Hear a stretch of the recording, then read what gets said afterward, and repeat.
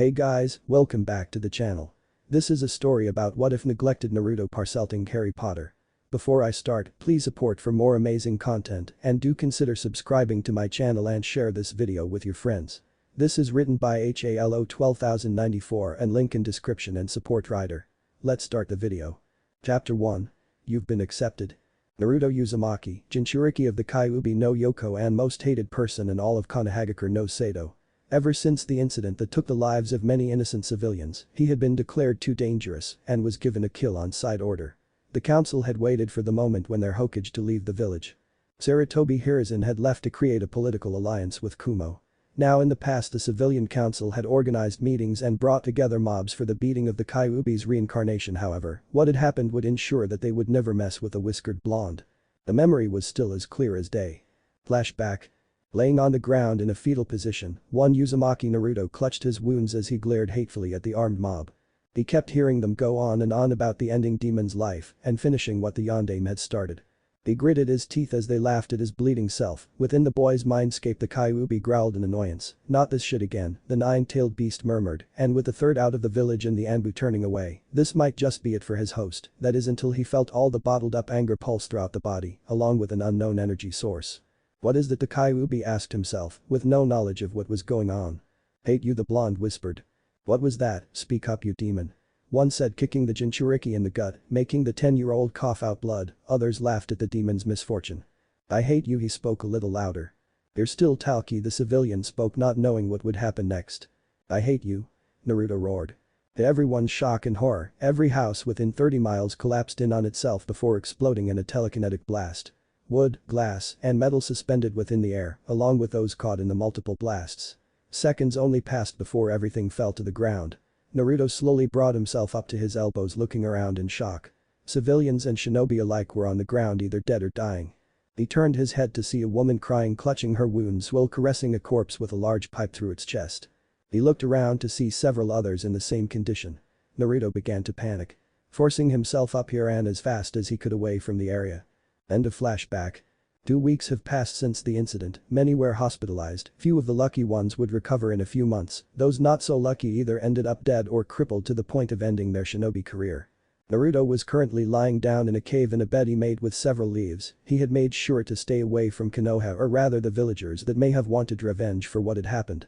Hiruzen had arrived shortly and was devastated by the damage done to his village. By what the villagers were saying, apparently it was Naruto who done it. He had ordered his most loyal Anbu, Inu, Nico, Karasu, and Tenzo to find him. He knew he should have left them to watch the blonde during his departure. 2 weeks and they couldn't find him. He prayed that Naruto would be alright. Speaking of Naruto, he was tossing and turning in his uncomfortable leaf bed when he woke up at the sound of flapping wings. He wiped his eyes with his hands and blinked several times as a great horned owl landed in front of him with an envelope in its talons. The owl blinked and hooted as it brought up its talon, motioning the blonde to take it. Naruto slowly took the note and opened it. Hogwarts School of Witchcraft and Wizardry. Headmaster. Albus Dumbledore. Order of Merlin, First Class, Grand Sork. CHF Warlock. Dear Mr. Uzumaki. We are pleased to inform you that you have been accepted at Hogwarts School of Witchcraft and Wizardry. Please find enclosed a list of all necessary books and equipment. Term begins September 1st. Albus Dumbledore. Headmaster. Naruto turned his head slightly. Wizardry. Like magic. He thought before turning to the second page. First-year students will require 3 sets of plain work robes, black. 1 plain pointed hat, black, for day wear. 1 pair of protective gloves, dragon hide or similar. 1 winter cloak, black with silver fastenings. Please note that all pupils' clothes should carry name tags. Course books. All students should have a copy of each of the following. A Standard Book of Spells, Grade 1, by Miranda Goshik.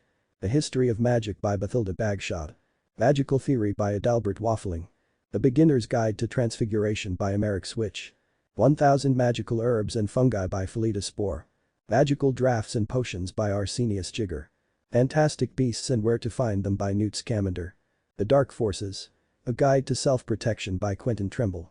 Naruto was slowly forgetting about the incident that had occurred the past 2 weeks as the letter was spiking his interest to unimaginable levels. He turned the page slightly to see that it continued to the back side. Other equipment. 1 wand. 1 cauldron, pewter, standard size 2. 1 set glass or crystal files. 1 telescope. 1 set brass scales. Students may also bring, if they desire, an animal of their choosing. Parents are reminded that first years are not allowed their own broomstick. Yours sincerely, Albus Dumbledore. Naruto placed down the note and looked at the great horned owl. It turned its head until it looked like it was upside down. The blonde sighed and turned to the note. A school for magic, he could go, but then he would have to give up wanting to become a shinobi. He frowned. What has that place ever done for me? All they do is beat me at every chance they get, he thought, before his eyes saddened. Hokage am nai, Tuchi Oji. The images of said people went through his head. He had no parents, so there wasn't really anybody there to stop him. I'm sorry guys, but I'm going, he said, getting up and walking towards the mouth of the cave, where the owl flapped his wings and flew out. Naruto was about to leave when he realized something. Wait, I don't even know where this school is, he said to himself in a deadpan. He sighed but caught the sight of a small yellow note in the envelope he still had in his hand. What's this? Naruto. I've had enough time to study your homeland. If you do choose to attend Hogwarts, I've arranged one of the school's gamekeeper to escort you. He will arrive in Wave Country's harbor within a week. I've sent him to retrieve a second child who, just like you, is a wizard. Also, keep in mind. Do not tell muggles, non-magic folk, about your abilities. Sincerely, Albus Dumbledore. Naruto took the time to digest the information. He was a wizard, like in those old fairy tales, but it could have been just coincidence, he thought to himself. He read the note several times more and nodded. To Wave Country, he said with a fist pump, but then had once again slumped in realization. I don't know where Wave Country is either, he said with anime tears. Hoot. Hoot. The blonde turned to see that the owl was still there. Do you know where it is? He asked. The owl turned its head before leaning forward and moving its upper torso up and down, trying to nod. Naruto grinned, led the way. He proclaimed. The owl took off with Naruto trailing behind it.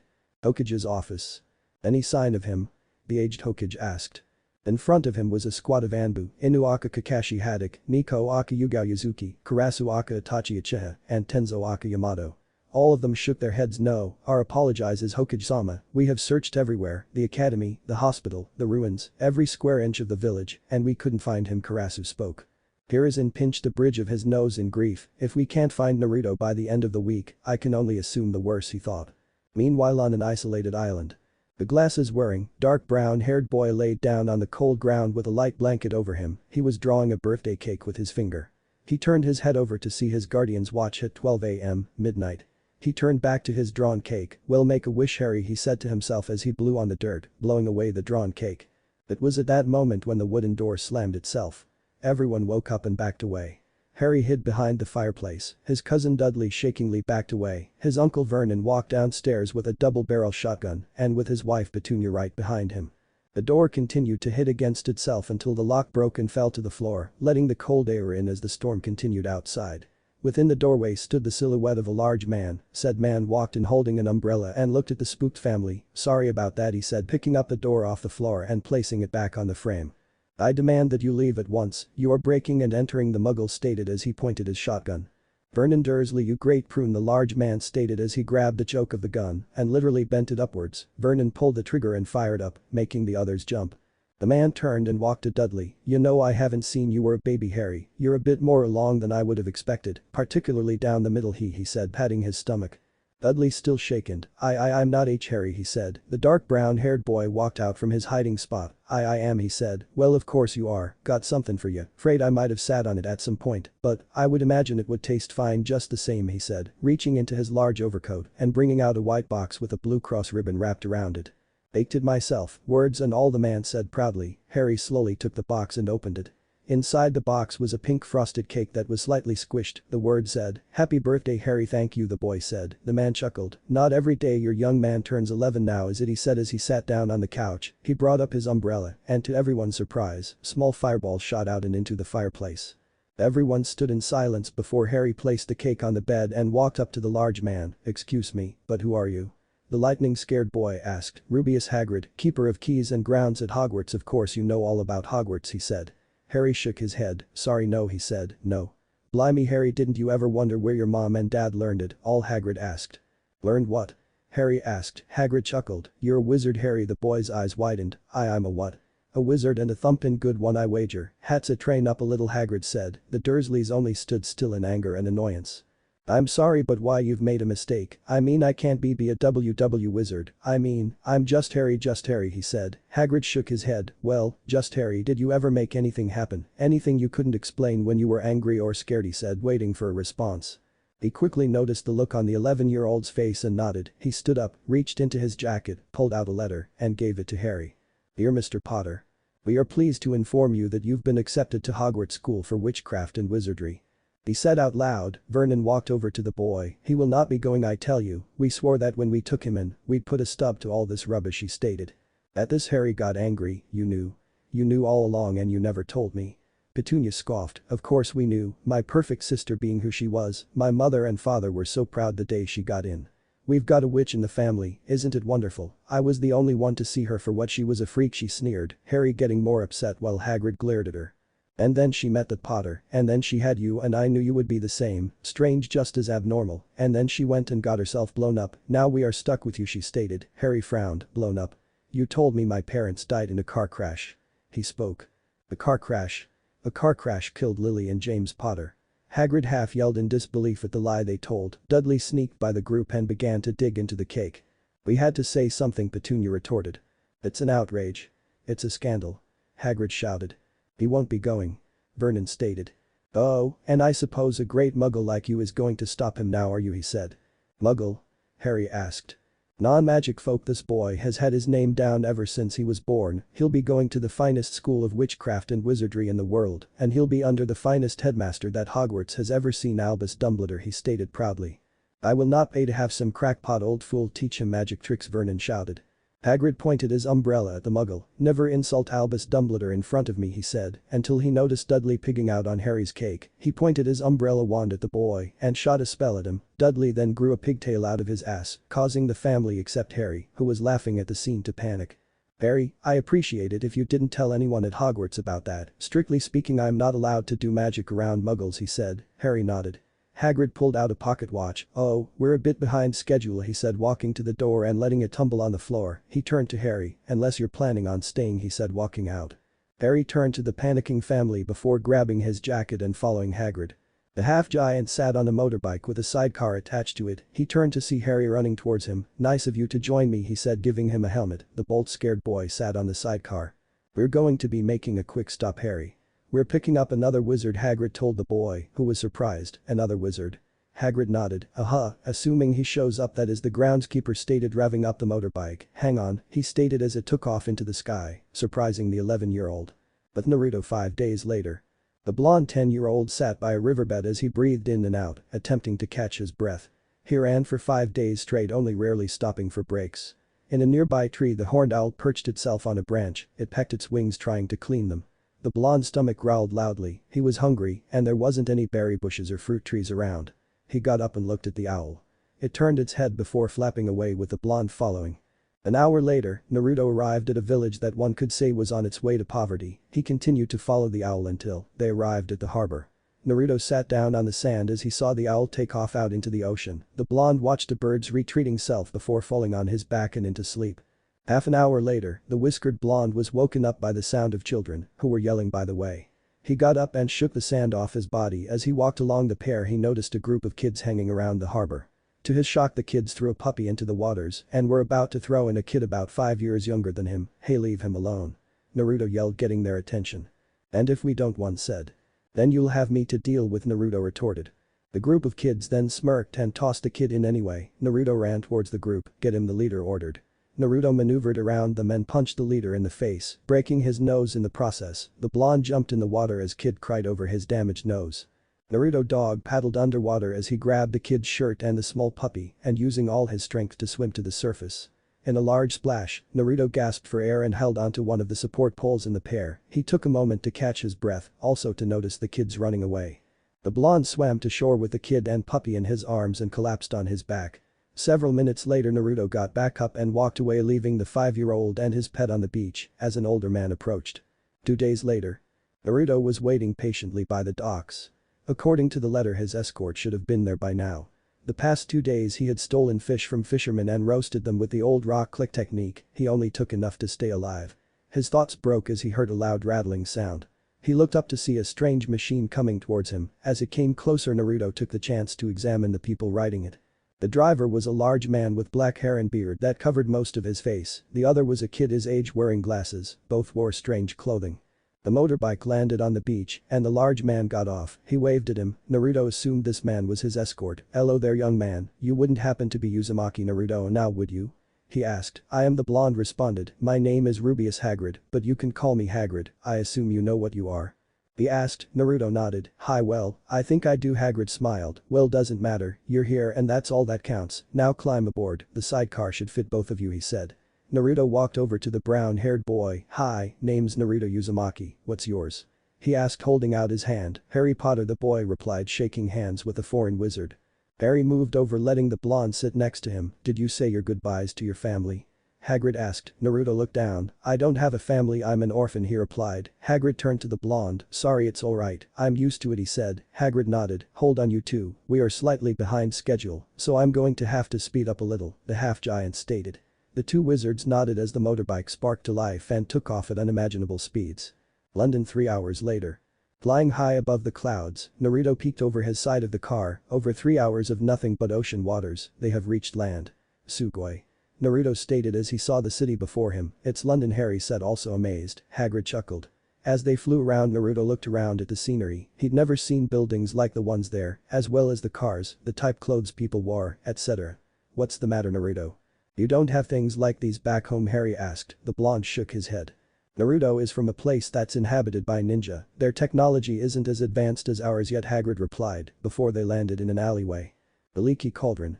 Naruto, Harry, and Hagrid walked into the pub, and both first years confusion. Just about everyone had greeted Harry like he was a celebrity. Naruto asked Hagrid what the fuss was about. He told them that it was because of an incident that occurred back when a dark wizard was alive. Hagrid promised he would explain everything, seeing as how both he and Harry have never heard of the wizarding world. "Alright, you two in here," Hagrid stated. Naruto raised an eyebrow. "An empty room?" he said in a deadpan tone. "Looks can be deceiving," Hagrid stated as he tapped several bricks with his umbrella. The two wizards gasped as the bricks began to open up and reveal a doorway. "Sugoi, amazing." The two proclaimed. "Well kids, welcome to Diagon Alley," Hagrid proclaimed as the door revealed a large area. Many people or wizards filled the streets along with many shops. "Well, you two, do you have your lists?" Hagrid asked, the two pulling out their letters. Hagrid, Harry spoke. "How exactly are we supposed to pay for all this? We don't have the money," he said. Hagrid chuckled. "Well, here's your money. At Gringotts, the wizard bank, ain't no safer place, not one, well, except for Hogwarts," he said, pointing at the bank. He turned to Naruto. "Don't worry, kid, Dumbledore gave me access to his vault," he said, pulling out a key. "Don't worry about your payments," he reassured, getting a nod from the blonde. Naruto placed a hand on Harry's shoulders. "Well then, let's go," he said enthusiastically as he ran towards the bank. Harry smiled and ran after him. Hey wait, you two, I'm not much of a runner," Hagrid stated, chasing after the two. Gringotts Wizarding Bank. The three walked along the entrance hall, Hagrid still slightly winded, while Naruto and Harry looked at the strange creatures that were counting up the gold coins. Hagrid, Naruto asked. "What are they, exactly?" Harry wanting to know as well. "They're goblins, clever as they come. They aren't exactly the most friendly of beasts, best stay close, you two," he warned, as they walked up to a goblin riding in a record book with a feather. "Ahem," Hagrid said, getting the goblin's attention. "Mr. Harry Potter will like to make a withdrawal, and Mr. Uzumaki here will be borrowing a bit from Dumbledore," he said. The goblin looked at the two. "Do they have their keys?" he asked, making the two wizards nervous. "Oh, wait a minute, I got it here," Hagrid explained as he searched his pockets, bringing out 2 keys and 2 letters. "This here little devil explains the withdrawal, and this one," he motioned, in a red stamp, said top secret. "It's about you know what in vault you know which," he said, making the goblin wide-eyed. "Very well," he exclaimed. "Bring it vaults." The three along with an employee rode the cart into the vaults and did a 3-way stop. The first one was at Harry's vault. Both wizards bug eyes at the amount Harry had stored. "Didn't think your mom and dad would leave you with nothing, now did you?" Hagrid said. Naruto felt envious towards Harry. Even though he never met his parents, at least he knew who they were and that they left him with something. Back in Konoha, the villagers would always say that his parents abandoned and never loved him. He really hoped that wasn't the case. The second stop was at Dumbledore's vault. It should be an understatement to say that the vault was literally overflowed with gold. Sadly, it wasn't Naruto's, so he only took enough for his required items and some extra 100 galleons in case there was something else he wanted. The blonde would make sure to open up an account and start saving when he could. The third and final room was a mystery to both wizards. Inside the vault was a single yet small wrapped up item. Hagrid and told the two never to mention the item to anyone. The two agreed but only wondered what it was. Well, we got your currency, now let's start shopping, shall we? Hagrid announced. Right. Harry said happily. Hey, you guys mind if I shop by myself? Naruto asked, surprising the two. I just want to explore is all, he said. No worries, meet us back at the leaky cauldron before dark, Hagrid said. Naruto nodded and ran off. Well, let's go, Harry, he said. The boy nodded and walked alongside the half-giant to their first shop. With Naruto. The blonde wizard made his way around the area looking through different store windows, examining what they sold. Whoa, looky here, it's the new Nimbus 2000, a kid his age said, as several more eyed the broomstick from the window. As he walked down the street he noticed several girls eyeing him. As he turned to them, they giggled and turned away, leaving him confused. Are those whiskers real? One whispered. These adorable, another cooed. The 10-year-old continued walking around until he came to a shop known as Madame Malkin's Robes for all occasions. He quickly entered, and his jaw nearly dropped by the amount of students there for their clothings. Excuse me, can I help you with something? Naruto turned his head to see an elderly woman smiling at him. Hi, I'd like to buy 3 robes, he said. Is it your first year? She asked, receiving a nod. Well then follow me to the dressing room, she said, leading him towards a small room with a curtain. Stand straight, arms apart, let's take your measurements, she said before taking a long leather strand with numbers on them. Okay, let's see here, 4'9" and arm length 11 inches, foot size 4, alrighty then sit tight, I will be right back, she said, heading into the back room. Naruto waited patiently for the woman to return. Minutes later she arrived with 3 pairs of black robes and boots. Okay then, try one on, she said, handing over a robe in which the blonde took and walked into the dressing room. Seconds later, Naruto opened the curtain revealing his worn robe and boots, him still wearing the black shirt he wore before he arrived in London. It fits perfectly, he said, getting a smile and a small clap from the woman. Alright then, tell me what's your name? She asked. Naruto, he said. The woman pulled out her wand and weaved it. To his surprise, a needle and thread levitated and began to sew his name into the robes. Let me pack these up for you, will there be anything else? She asked as she brought out a bag. Do you sell winter cloaks as well? The 10-year-old asked. The woman nodded. Ah, yes, I will be right back, she said, heading back into the room. Naruto took the time to look around the store. Many students have already purchased their clothing, so there was no need to worry about waiting in line. He turned and went wide-eyed as he saw a floating mannequin head by the window. I got your cloak, will that be all? She said, placing a coat the same size as the robes in the bag. What is that? He asked, pointing at the mannequin head. Oh, that. She walked over to it and pulled out a cloak revealing the rest of the mannequin's body. This is an invisibility cloak, we rarely get them in, she said, showing the boy the dark gray cloak. Invisibility, she says, that was all he needed to know. How much? He asked, surprising the woman. Are you sure? These cloaks are pretty pricey, she said. Naruto grinned as he took the bags and cloak to the cashier. The blonde wizard left the shop with a shit-eating grin. Most of the students groaned in disappointment at the chance to get the cloak, as the one the blonde carried just so happened to be the last one. Naruto now had the required items, along with an invisibility cloak, several dress robes, along with a trunk to put it all in. With Harry. The young wizard entered a shop called Potage's Cauldron Shop. Hello there, what can I help you with? The man asked. Yes, I'm here to purchase a standard-size pewter cauldron, the boy said. The man nodded. First year I. Don't worry, I got you covered, he said as he searched the back room before bringing out the cauldron. Harry and Hagrid left the shop with the item. Next items will be the files, telescopes and scales, he said, looking through the list. I know the place, Hagrid said as he pulled a cart filled with the required books and trunk with his clothing. With Naruto. Naruto walked down the street pulling a similar cart. He was thankful that a wizard had given him it, otherwise he'd have to carry a trunks full of clothing, along with the other items he had to purchase. Okay, let's see here, clothing, check, cauldron, check, books, nope, he said before reading the sign to a shop, flourish and blots, with a sign shaped like a red officer's badge, with 2 quills side by side. Never mind, he said, walking in with his stuff. Once again the store was filled with students wanting to get their supplies and employees handling their purchases while helping customers. What can I help you with, young man? The whiskered blonde turned to the employee. Yes, I'd like the following items, he said, showing him the list of books. First year books, follow me, he said. Naruto followed the man to the counter as he pulled out 2 large packages. We kind of expect what most students are looking for, so we prepared them, he said, adding up the price. Naruto paid the amount and was about to leave when he crashed into someone. Aitai. He said, rubbing his head. He turned to see a downed girl with curly brown hair and casual clothing doing the same. He blushed slightly and helped her up. Sorry about that, he said, picking up her books. No, it's my fault, I should have been paying more attention, she said, taking the books from the blonde's hand. Naruto rubbed the back of his head sheepishly. Are you a first year too? He asked. The girl nodded. It's also my first time here, Diagon Alley, she said. Naruto saw the look in her face. She was lost. Well, I can help you if you'd like. he offered. She smiled. Thanks, I appreciate that, she said. The blonde held out his hand. I'm Naruto Uzumaki. The girl shook it. Hermione Granger, she said as the two left the shop. With Harry? No. No. Definitely not.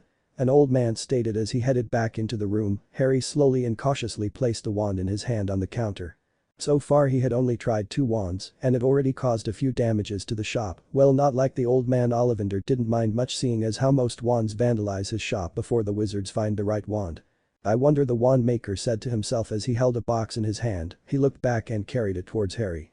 11 inches Holly Phoenix feather core, he said, handing over the wand. Harry grasped the wand and felt the magical energy coursing through him. Ollivander noticed the air in the room picked up slightly. Curious, very curious, he said. Sorry, but what's curious? Harry asked. I remember every wand I've ever sold, Mr. Potter, and it just so happens that the phoenix whose feather resides in your wand gave another feather just one. It is curious that you should be destined for this wand when its brother gave you that scar, he said as he pointed to the lightning bolt scar on Harry's forehead. The boy's eyes widened in shock. And who owned that wand? He asked. Ollivander grimaced. We do not speak his name. The wand chooses the wizard, Mr. Potter. It's not always clear why, but I think it is clear that we can expect great things from you, he said as he got closer to the boy. And he who must not be named did great things, terrible but great, he said as he placed the wand in the box and handed it over to the boy. Harry purchased the wand and heard the window tap. He turned to see Hagrid. Hey, Harry, got you a little something, he said, holding up a caged snowy owl. Harry smiled and left the shop. With Naruto. So are you here by yourself? The blonde asked. Hermione shook her head. I'm here with my mum. She went to get my clothes, she said. Naruto nodded, and a certain shop caught his attention. Magical Menagerie. It was a pet shop. Naruto smiled and walked into the shop, Hermione following behind. Sugoi. He proclaimed as he saw the various animals around the shop. What are you getting? He asked Hermione. The girl looked around the shop. I don't know, let's look around. We'll find something, she said as she walked off. Naruto left his and Hermione's belongings by the cashier and began to look around. The blonde looked at several animals: cats, toads, rabbits, fire crabs, spiders, turtles, dogs, etc. The snakes really didn't like him as they all bared their fangs at him. He continued around the bird section, seeing toucans, hornbills, hawks, owls, and eagles. He soon came across a falcon perched on a fake branch. It eyed him carefully before it took off towards him. As it flew to him, a light glimmer shined on its wings, which did not go unnoticed by the blonde. The falcon landed on the Naruto's shoulder. It eyed him carefully before rubbing its head against him. Naruto laughed. So you want me as your owner, huh? Alright then, let's go, he said. Naruto picked out a cage and some bird seeds and dried meat chunks, seeing as it was a bird of prey. He met Hermione at the cashier, who was holding half Kneasel cat. Goodness, never thought I'd sell that one, the cashier stated, surprising the two. Why's that? Naruto asked. But there is a silver-winged falcon, extremely rare to come by. Their feathers are made of pure silver and are worth several galleons if sold, he said. Now there was a number of students who wanted it as well. Thing is that whenever they got close, it would act violently towards them. How you were able to do it is beyond me, he said, bringing up the prices. The two paid for their pets and left the shop. So what are you gonna name yours? Naruto asked. Hermione pondered for a bit. I'm going to name you Crookshank, she said, petting the cat and getting a purr in return. What about you? Naruto stroked the falcon's wing. I'm going to name him Sora, he said. The falcon flapped its wings in agreement. Hermione tilts her head in confusion. It means Sky, he responded, getting a nod from the brunette. So what's next? He asked. Hermione brought up her list. I need to get a wand first, then get the files and scales, she said. Alright then, let's go, he said as he pulled his cart. Hermione carried her books and new pet as she followed the blonde. Ollivander's wand shop. Naruto and Hermione walked into the shop and instantly noticed the mess it was in. Wand shelves were knocked over and a flower pot is broken on the floor. What happened here? They asked themselves. Ollivander walked out from around the corner holding a broom and dustpan. Sorry about the mess. Using a wand tends to leave the place a little messy, he said as he brought out his own wand. He weaved it and the broom and dustpan swept up the broken pot. Now what are your names? Ollivander asked. Hermione Granger. Naruto Uzumaki. Never heard of either of you. Are your parents muggles perhaps? He asked. Hermione nodded her head. Yes, my parents are muggles, but they're magically aware, she said while Naruto shrugged. I never knew my parents, don't know if they were wizards or muggles, he replied. I see, well don't worry, not every wizard is born with parents with the same magical ability. Now then allow me to find your wand, Ms. Granger, let's start with you, he said as he went through several wand boxes. Seconds later he walked back with an 8-inch box. "Here we go, 8 inches, rosewood, Vila's hair core," he said, handing over the wooden stick. She weaved it and caused a nearby lamp to fly up and crash into the ceiling. "Apparently not," he said, heading back for another. They waited for about 20 minutes before he came back with a light-colored box. "Give this a try, 10 inches, vine wood." Dragon heartstring core. Hermione grasped it and felt the wind pick up slightly as the magical energy engulfed her. Ollivander chuckled. "It seems you've found your wand, Miss Granger," he said. Hermione smiled and paid for her wand. Hermione said. Girl turned. "Mum, are you ready to go?" "I've got you everything you need," she said. Hermione nodded. "I'll see you tomorrow at the station, Naruto," she said, waving goodbye. Naruto waved back before turning his attention to the old wand maker. "Now for you, Mr. Uzumaki," he said, bringing out a box. 2 hours later. Both Naruto and Ollivander had their heads smashed against the counter, both crying anime tears. They had used nearly every wand in the store and couldn't find the right one. Sora, who was perched on top of Naruto's belonging and sweat dropped at the scene. "How is this possible?" Ollivander stated in disbelief. "Not once has a wizard been rejected by so many wands. I'll look around the back, hopefully we'll find one," he said, limping to the back room. "Okay," Naruto muttered weakly. Ollivander searched the back room until his eyes laid upon a black wand box with a lock on it. He picked it up. Could it be? Is he the one destined for this wand? He asked himself. He gulped, only hoping that the blonde wizard was its destined one. Naruto looked up from the counter as Ollivander walked towards him. He pulled open a drawer and brought out a key in which he unlocked the box with. "Here, try this one." Naruto could hear the nervousness in the man's voice. 13 inches ebony wood Dementor bone core, he said, handing over the black red leather strapped wand. Naruto slowly took the wand and felt the magical energy course through him. Every item in the store levitated of the ground before dropping down. Curious, Ollivander said, "just like Mr. Potter." Naruto looked at the man. "Nani?" The old wand maker turned to him. "That wand, Mr. Uzumaki, is possibly the most dangerous wand I've ever made. The core used was made from the bones of a Dementor," he said. "What's a Dementor?" A Dementor is one of the most foul creatures that inhabit our world. They feed off human happiness, eating away every last memory with the emotion. If stayed around them too long, they will eventually suck out your soul and turning you into an empty husk," he said with worry. Naruto grew nervous. "How were you able to get it?" he asked. "The black market." "Listen, Mr. Uzumaki, the reason why this wand is so dangerous is because it only chooses one wielder and no other. If anyone that isn't its chosen one attempts to wield it, they suffer the same effect they would against a Dementor," he said, shocking the blonde wizard as he looked at his wand. Ollivander smiled. "I always thought that wand was my biggest mistake, yet hear it with its proper wielder," he said. A moment of silence. "Keep the wand," he said, surprising Naruto. "Free of charge, just keep it," he said with a smile. Naruto brightened up. "Arigato," he said with a bow before taking the box and leaving the store with his stuff. "I know both you and Mr. Potter will do great things," Ollivander said to himself before turning to large mess that was once his shop. "Like this, for example," he said in a deadpan tone. The Leaky Cauldron, 8:15 p.m. Naruto, Harry, and Hagrid sat on a table eating away some stew. Naruto was talking with Hagrid about all the neat things he saw. While feeding Sora small chunks of meat, Hagrid noticed Harry making circles in his stew with his spoon. "You alright, Harry? You seem very quiet," Hagrid asked. Naruto turned to his glasses-wearing friend. "He killed my parents, didn't he?" "The one who gave me this," Harry spoke, touching his scar. Naruto gasped slightly. "You know, Hagrid." "I know you do," he said, both wizards turning to the groundskeeper. Hagrid sighed and pushed his bowl away. "First, and understand this you two, cause it's very important, not all wizards are good, some of them go bad. A few years ago there was this one wizard who went as bad as you can go, and his name was V. Hagrid shuddered at the mere mention of the wizard's name. "Why don't you write it down?" Naruto asked. Hagrid shook his head. "No, I can't spell it all right. His name was Voldemort," he whispered. "Voldemort?" The two repeated a little loudly, but not enough to get people's attention. "SHH," Hagrid said. The two looked around to see if anyone had heard, thankfully not. "It was dark times, you two, dark times." Flashback. The black-cloaked man walked along a path towards a house and used his wand to enter. Voldemort started gather up some followers, brought him over to the dark side. Anyone stood up to him ended up dead. Your parents fought against him, but nobody lived once he decided to kill him. The cloaked man points his wand, Avada Kedavra. A green spell fired from his wand and hits a woman, making her scream in pain before dropping to the floor dead. "Nobody, not one, except you," Hagrid said. End of flashback. "Me? Voldemort tried to kill me?" Harry asked in disbelief. Naruto was shocked as well. "Yes, that ain't no ordinary cut on your forehead, Harry. A mark like that only comes from being touched by a curse, and an evil curse at that," Hagrid explained. "What happened to Vo, you know who?" Harry asked. Hagrid just looked outside the window and out into the dead of night. "Some say he died, codswallop in my opinion. Nope, I reckon he's out there still, too tired to go on, but one thing's absolutely certain," he said, getting the boys' attention.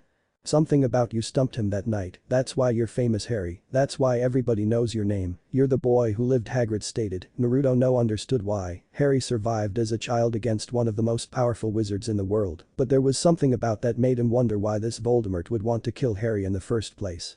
Train station 7:20 a.m. Naruto looked upon the locomotive with star eyes, Sugoi. He yelled, "Come now Naruto, don't want to be late now do you?" Hagrid said. The blonde then pushed his cart towards Harry and his cart. Minutes later, they arrived at a platform. Hagrid pulled out his pocket watch. Blimey, is that the time?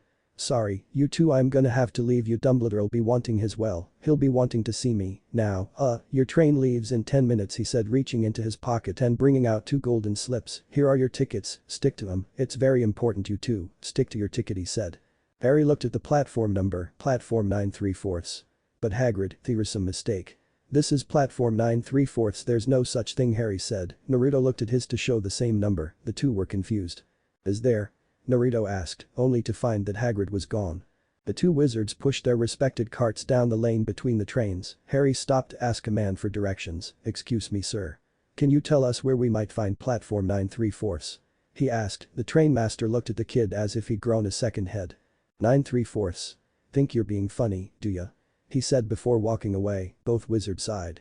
Hey Harry look Naruto pointed to a group with the same card and items as them.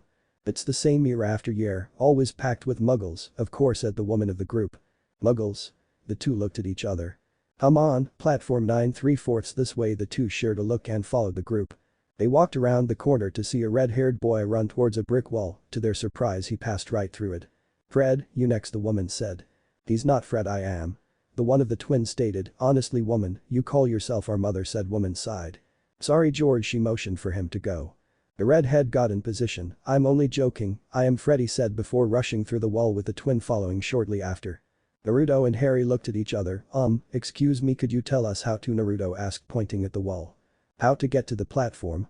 Yes, not to worry, dear it's Ron's first time to Hogwarts as well the woman said. The red-haired boy smiles at the duo, Harry notices the girl of the group and blushes. Now all you have to do is walk straight into the wall between platform 9 and 10 she said. Naruto got into position, best do it at a run if you're nervous. Naruto nodded and turned to Harry, see you on the other side he said as he ran towards the wall and passed through it. Harry got into position, good luck he heard the girl said. Harry once again blushes before running towards the wall as well. Boy, Harry you can open your eyes now he heard Naruto say. Opening his eyes he saw a large black and red 4-60 steam engine train. The two heard the train whistle, better hurry up, Naruto said as the two hurried aboard the train but not before leaving their luggage to the employers. The train let out a whistle before its wheels began to turn, the students waved goodbye to their parents as the train took off. 10 minutes later.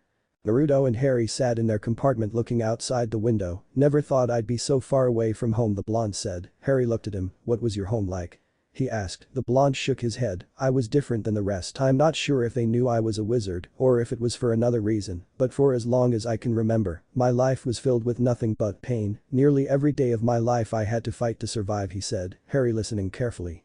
When I was 5, they kicked me out of the orphanage I don't know what I did, they just didn't like me, nobody did he said. Harry placed a hand on his shoulder, he knew he could relate, his guardians didn't like him either, don't worry about it Naruto, we'll be friends no matter what he said. Naruto smiled and nodded. Several minutes passed and the red-headed boy they met at the station opened the door, excuse me, do you mind? Everywhere else is full he asked. No not at all Naruto said moving over and letting him sit next to him, thanks he said the two nodded. I'm Ron by the way, Ron Weasley he introduced himself. Naruto Uzumaki he shook hands with him. Harry Potter the glasses-wearing wizard introduced himself making Ron go wide-eyed. So it's true? I mean, do you really have the he stuttered. The what? The scar. Ron whispered. Oh, yeah, Harry responded by lifting the bangs of hair up and revealing the lightning bolt scar. Wicked Ron stared. Several minutes of talking, a small cart filled with sweets rolled up. Anything off the trolley, dears? The woman asked. No thanks I'm all set Ron said bringing up a half-mushed sandwich from his jacket. Naruto and Harry deadpanned a bit before taking out several galleons from their pockets. We'll take the lot Harry said. Whoa. Ron sputtered at the amount they had. Time passed as the three continued talking about what they think they would expect at Hogwarts. Ron being an expert in food, explained what kind of sweets they were eating. His rat Scabbers had a chocolate box over his head. Naruto opened up a small box with multicolored jelly beans inside. Birdie Bot's every flavor beans. He read, they mean every flavor, there's chocolate and peppermint, and there's also spinach, liver, and tripe. George swore he got a bogey flavored one once, Ron said. Naruto stopped eating after the explanation and spit out the bean in his mouth. Harry picked up a golden blue package. These aren't real chocolate frogs, are they? He asked.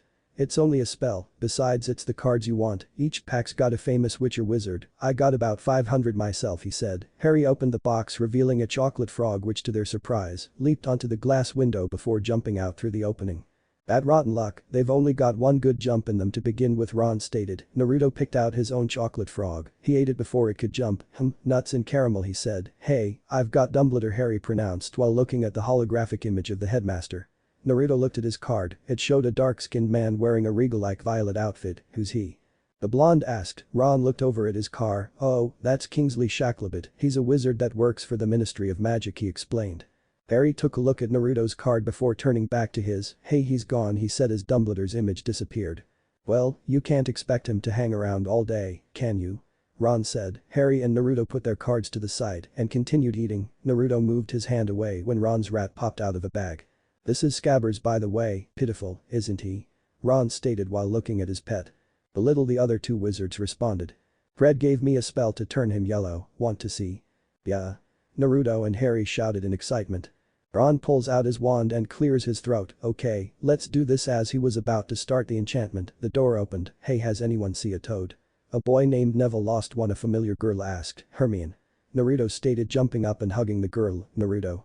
Where were you? I couldn't find you at the platform, she asked. We got there a little late, sorry about that, he said. Hermione nodded, then noticed Ron with his wand out. Oh, you're doing magic. Let's see then, she motioned him to start. Ron once again cleared his throat. Sunshine, daisies, buttermellow, turn this stupid fat rat yellow.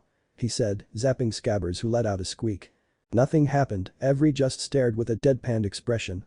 Was that supposed to happen? Naruto asked, are you sure that's a real spell? It's not very good, is it? Of course, I've only tried a few simple spells myself, and they've all worked for me. For example, she says as she sat down right across from Harry and pointed her wand at him, Oculus Reparo. She said, in a small flash the battered noseband from Harry's glasses was repaired instantly. Harry takes them off and examines them. That's better, isn't it? Holy cricket, you're Harry Potter, I'm Hermione Granger and you are?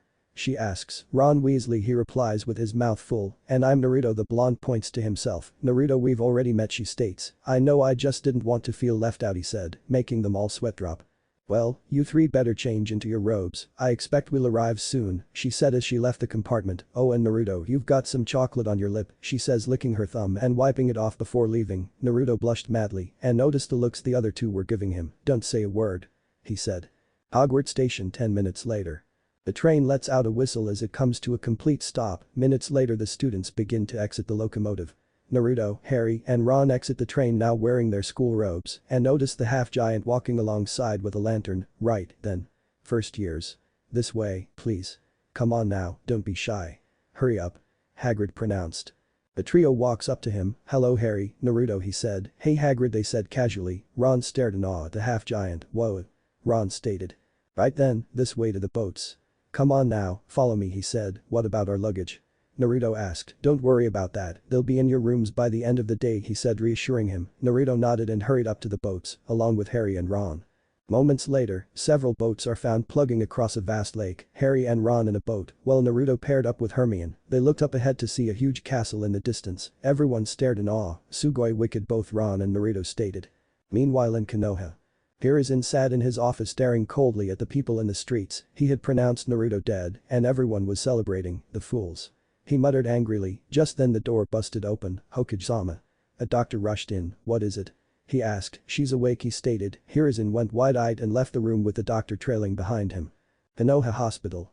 The nurses kept their distance as a fiery red-haired woman sat up from her bed. Hiruzen rushed in and gulped. Hiruzen, she said. Kikishina, how are you doing? He asked. Where is he? She asked. Hiruzen closed his eyes and grimaced. Hiruzen, where is my baby? She yelled. Chapter 2. First month of school. Hiruzen Sarutobi was literally sweating bullets at the sheer amount of killing intent Kishina was giving off. The nurses and doctors were either passed out or on their knees. I won't ask again, Sarutobi, where is my baby? She sneered. Kishina, we don't know, he said. The redhead looked at the aging Hokage in shock. What do you mean you don't know? She demanded. Hiruzen gulped. 3 weeks ago I left the village on a political meeting to form an alliance between us and Kumo. When I returned a portion of the village was leveled down, most of our forces are now hospitalized, he said. Kushina however didn't give two shits about them. Does it look like I care about what happened to the village? Get to the point already. She growled. Kushina reports say that it was Naruto that caused it. This got Kushina's attention. What? I don't know, we've interrogated most of the villagers but no one would give us an actual answer. Kushina, we've searched everywhere, every square inch of this village and every area around the borders to Fire Country. We've searched other villages, no one has seen Naruto, he said, making Kushina wide-eye in shock. We couldn't find him so I pronounced him dead, he said, closing his eyes not wanting to meet Kushina. The redhead was livid. Moments of silence passed by and Hiruzen gathered enough courage to open his eyes. He saw Kushina crying silently. Misachi, she held herself attempting to hold in her tears, but failed to do so. I'm sorry, Hiruzen spoke sadly. Kushina sobs for several seconds more before wiping her tears away. Hiruzen, tell me, how does the village treat Misachi? She asked. At this Hiruzen gulped audibly. He ordered one of the nurses to retrieve Naruto's medical history. Kushina, I'm already certain that you already know the answer to that question, he said, Kushina gritting her teeth. Moments later, the nurse returned with a rather full folder. The red-haired woman flipped through the pages, her anger building to unimaginable levels. Hiruzen was on his knees by the pressure of the growing killing intent. The nurses were knocked unconscious, and every other civilian and shinobi that was celebrating were on the ground, finding it hard to breathe. Hiruzen, how long till I get out? She asked. No, demanded. Kushina, don't do anything you'll regret, he said, still on his knees. I know I won't regret what I'm about to do to you for allowing those monsters to harm Misachi. She snarled. Hiruzen gulped. Doctor, he asked, the now barely conscious physician. Oh, 1 month minimum, he stuttered. Hogwarts, 8 p.m. Naruto along with Harry, Ron, and Hermione ran upstairs with the rest of the students. They were all stopped by an elder teacher, Professor McGonagall. She looked upon them with a smile. Welcome to Hogwarts. Now in a few moments you will pass through these doors and join your classmates, but before you can take your seats you must be sorted into your houses, she said. Naruto and his group looked amongst each other before turning their attention to the teacher. They are Gryffindor, Ravenclaw, Hufflepuff, and Slytherin. Now while you are here, your house will be like your family, your triumphs will earn you house points, any rule breaking, and you will lose points. At the end of the year, the house with the most points is awarded the House Cup, she explained. Naruto understood the concepts. It's almost like the academy, however, unlike back in Konoha, if he screws up he brings down the whole team. Looks like he'll have to cut back on his pranking. The scared-looking boy just behind Ron and Harry spots his toad by the teacher's feet and rushes forward. Trevor, he said, picking up his pet. McGonagall stares down on him with a raised eyebrow. Sorry, he said as he backed away. McGonagall shook her head. The sorting ceremony will begin momentarily, she said before walking away. Naruto took this time to speak amongst the group. I hope we're all in the same house, he said. There's no telling where we'll end up, but I do hope so as well, Harry said, Ron and Hermione agreeing with him. It was then when a boy with slick-back blonde hair spoke up. It's true then, what they're saying on the train, Harry Potter has come to Hogwarts, he said. The students heard him and began to whisper amongst themselves. This is Crabbe and Goyle, he said, pointing to the two other boys by his side, and I'm Draco Malfoy, he said, then frowned when he heard Ron snicker. Think my name is funny to you? No need to ask yours, red hair and a hand-me-down robe, you must be a Weasley. We'll soon find that some wizarding families are better than others, Potter. Don't want to go making friends with the wrong sort, I can help you, he said as he held out his hand. Naruto, Ron, and Hermione glared at the slick-back blonde. I think I can tell who the wrong sort is for myself. Thanks, Harry responded with a frown of his own. Draco glares back before McGonagall returns and smacks him on the shoulder with a rolled-up paper. Draco retreats back to his group with a one last glare. McGonagall turns to every student. We are ready for you now, she said as the doors open. The professor leads everyone through Great Hall. Naruto and his group looked around in awe. There were 4 long tables for each respected house with many students already seated, as well as floating candles, and the roof itself appeared to be the night sky. Check out the ceiling, Harry said. It's not real, it's just bewitched to look like the night sky, I read about it in Hogwarts. A history, Hermione explained. McGonagall motioned for the students to stop. All right, will you wait along here please? Now, before we begin, Professor Dumbledore would like to say a few words, she said before moving to the side. An elderly man with a long white gray beard, with glasses and a maroon-colored robe stood up from his seat. I have a few start-of-term notices I wish to announce.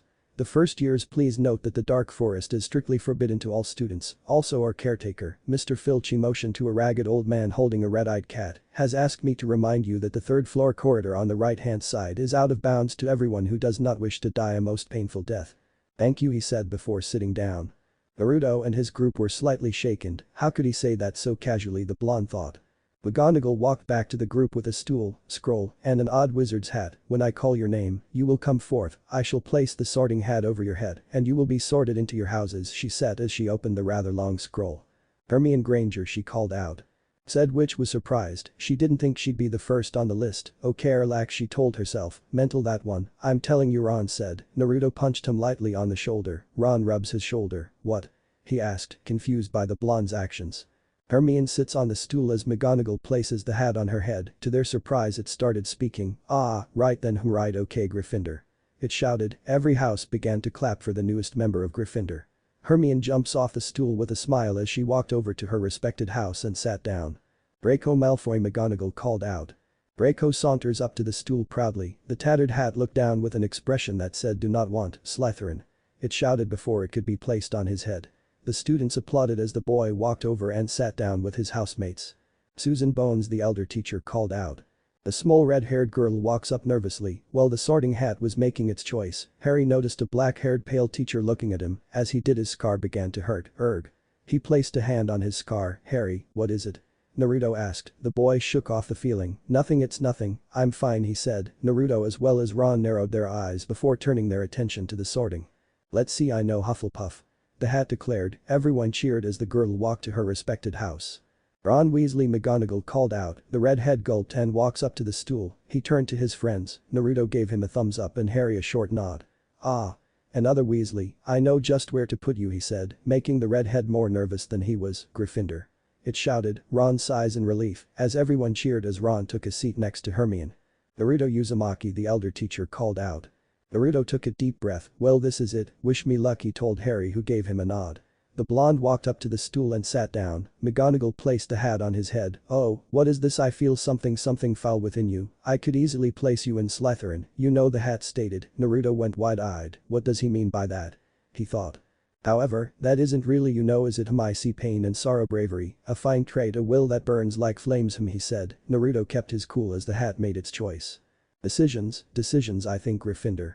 It declared. Naruto sighed in relief that he wasn't placed with that slick blonde, but was still unnerved by what the hat had said about him. Naruto got up from the stool as the houses cheered and applauded. He took a seat between Ron and Hermione. Harry Potter, McGonagall called out. The room went silent as Harry walked up to the stool. The professor places the hat on his head. Difficult, very difficult, plenty of courage, I see, not a bad mind either.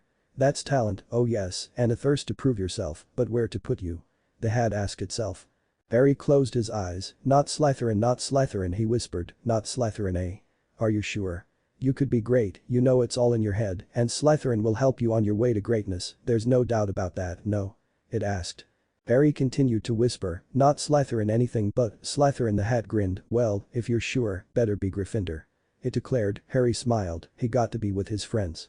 The 11-year-old got off the stool and walked toward the table as everyone cheered. He took a seat next to Ron. 45 minutes of sorting later, McGonagall dings her cup with a fork. Your attention please, she said as she stood from her seat. Dumbledore rose from his own seat. Let the feast begin, he stated. To the newcomers, surprise foods of all kinds magically appeared on the tables, the halls filled with awe and chatter as the students began to chow down. I knew we'd be in the same house, Naruto said as he ate a chunk of turkey leg. Ron nodded in agreement as he stuffed his face in. Hey Naruto, what did the hat mean when he said you had something inside you? Hermione asked. Harry looked up from his meal as well as Ron. Naruto sat silently and shook his head. I don't know, and I don't think I want to, he said. Harry pats his shoulder. He gave the blonde a sad smile in which the blonde returned. Harry then turned to the teacher he saw earlier. Say Percy, who's that teacher talking to Professor Quirrell? He asked. Percy turned to the teachers. Oh, that's Professor Snape, head of the Slytherin house, he responded. What's he teach? Potions, but everyone knows it's dark arts he fancies. He's been after Quirrell's job for years, Percy explains before he continued eating. Naruto and Ron reached for a chicken wing when a ghost head pops out, freaking the two out. Hello. How are you? Welcome to Gryffindor, the ghost said as he flew away. As he did, more ghosts come pouring from walls, sailing through the air as they do. Naruto heard a girl shout, look, it's Bloody Baron. He turned to see the same ghost from earlier float near the table. Hello, Sir Nicholas, have a nice summer? Percy asked. Dismal, once again, my request to join the headless hunt has been denied, the ghost slumped as it floated away. Ron then recognizes him. Hey, I know you. You're nearly headless, Nick. The redhead pointed out. Nearly headless? Both Naruto and Harry thought. I prefer Sir Nicholas if you don't mind, the ghost retorted. Nearly headless? How can you be nearly headless? Hermione asked. The ghost turned to the newcomers. Like this, he said before grabbing his head and pulling it to the side. Naruto and his group resisted the urge to gag as the ghost's head hung on to the neck by just a thread. The feast continued for another half an hour before the houses headed to their respected dorms. Naruto, Harry, Ron, and Hermione looked over the staircase as they see the other students walking to their dorms and several staircases switching to another pathway. Keep up, please, and follow me, quickly now, come on, Percy said as they continued walking up the stairs. Naruto was amazed by the multiple paintings hung against the wall, even more since the ones in the painting could move and talk. See Mus, that picture's moving, Neville stated as he pointed. Look at that one, Harry, Ron said. I think she fancies you, Harry told Ron, who backed away slightly from the painting. Welcome to Hogwarts, a man within a painting said. Naruto and Hermione waved hello before continuing their trek. As the house approached its dorm, they came up to a large painting of a large woman in a pink dress. Password? She asked. Percy nodded. Caput Draconis, he said. The woman nodded, and the painting opened up to reveal a gate through the wall. Follow me, everyone, keep up, quickly, come on, Percy said as he entered the dorm with the rest following. Gather round here, Percy said as the students entered with the painting closing behind the last boy. Welcome to the Gryffindor common room. Boys' dormitories are upstairs and down to your left, girls the same on your right.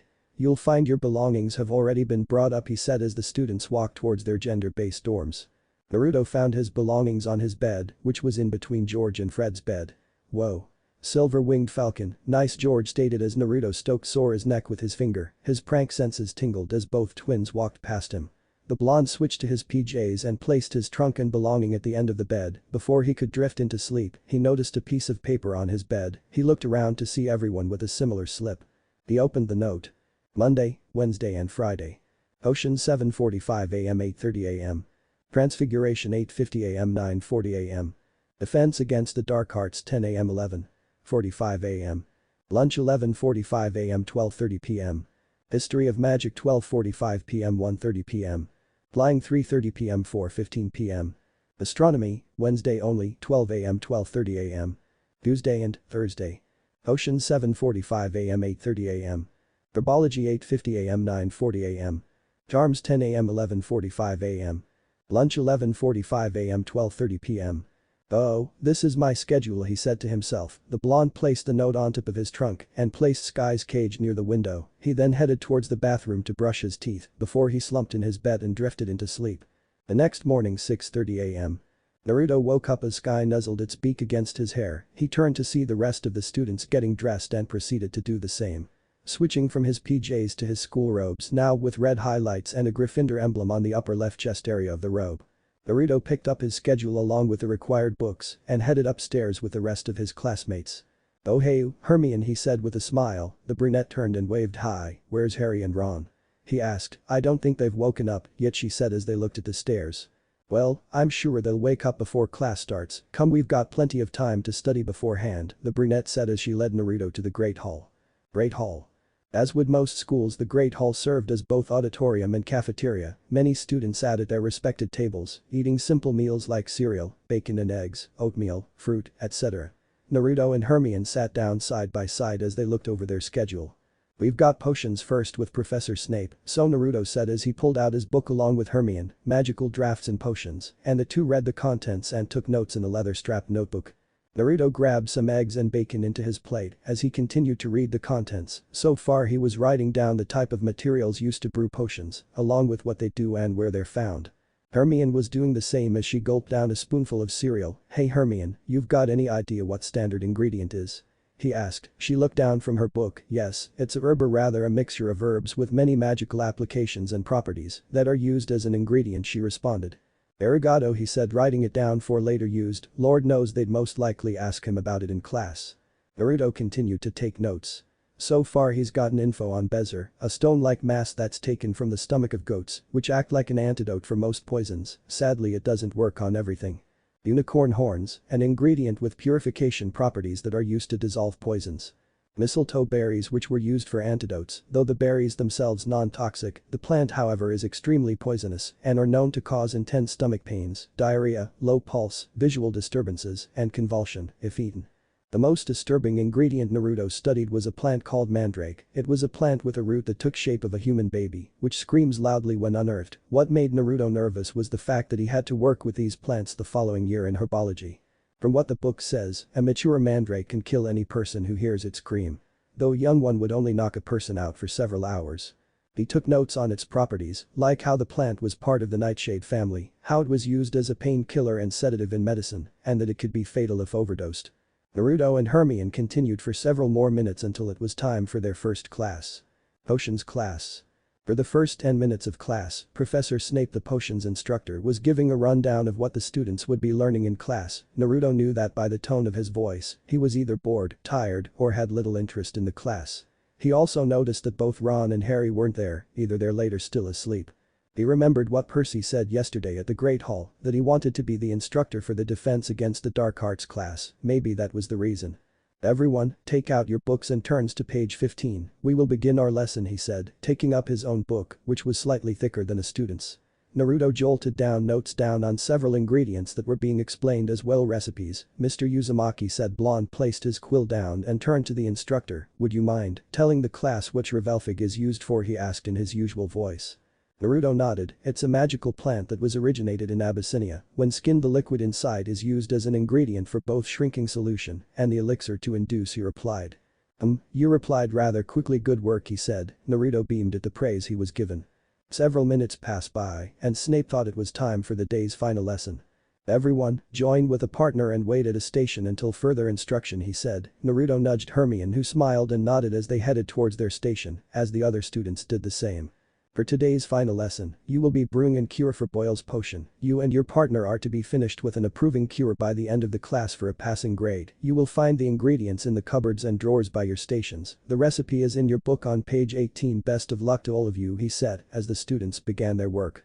Naruto filled the cauldron with water as Hermione lit the fire on the Bunsen burner. The two turned to page 18. Okay, so we'll be needing 6 snake fangs, 4 horned slugs, and 2 porcupine quills, Naruto said as he looked in the drawer and brought out the ingredients. Both witch and wizard grabbed a mortar and began to crush 3 snake fangs into fine powder with a pestle. So Naruto, Hermione said, getting her fellow housemates' attention. Tell me about yourself, she asked. The blonde wizard shrugged. Nothing much to tell actually. I found out I was a wizard just 3 weeks ago, he explained, surprising the brunette. She remembered him saying that he was an orphan at Ollivander's wand shop, so of course he didn't have parents to show him magic, but what surprised her was that, like Harry, had discovered his wizarding abilities a tad late. Back home, well, I guess I shouldn't really call it that. Not everybody liked me, he said. Hermione was saddened by this. Most muggles considered wizards as freaks. I was treated like an animal more than a human being. I don't know what I did to offend them. They just beat me whenever they get the chance to, he said. At this, Hermione gasped. Do you know why? She asked. Naruto shook his head. They say I was a cursed child. Maybe they all knew I was a wizardy size. I don't know. Hermione placed a hand on his shoulder. Don't worry, Naruto, you've got me, Harry, and Ron, we're a family now, she says with a sad smile. Naruto stares at her before smiling. Arigato, Hermione-chan, he said. The brunette blushed slightly. What does that mean? She asked. This time it was Naruto's turn to blush. Well, it's like an honorific. In general, chan is used for babies, cute animals, young children, and girls, whereas kun is used for boys, he said sheepishly. Is that so? She said with a thoughtful expression, before going back to crushing the fangs, Naruto doing the same. After crushing them into fine powder, Hermione took out a measuring cup from one of the cupboards and added in 4 measures of crushed fangs into the now heated and slightly boiling water. Naruto read the instruction and raised the temperature to 250 for 10 seconds. Next step, wave your wand here, Ed. Looking at Hermione, she nodded and lowered the temperature. Naruto brought out his wand and in a swift motion, a light violet gleam waved through the now boiling water.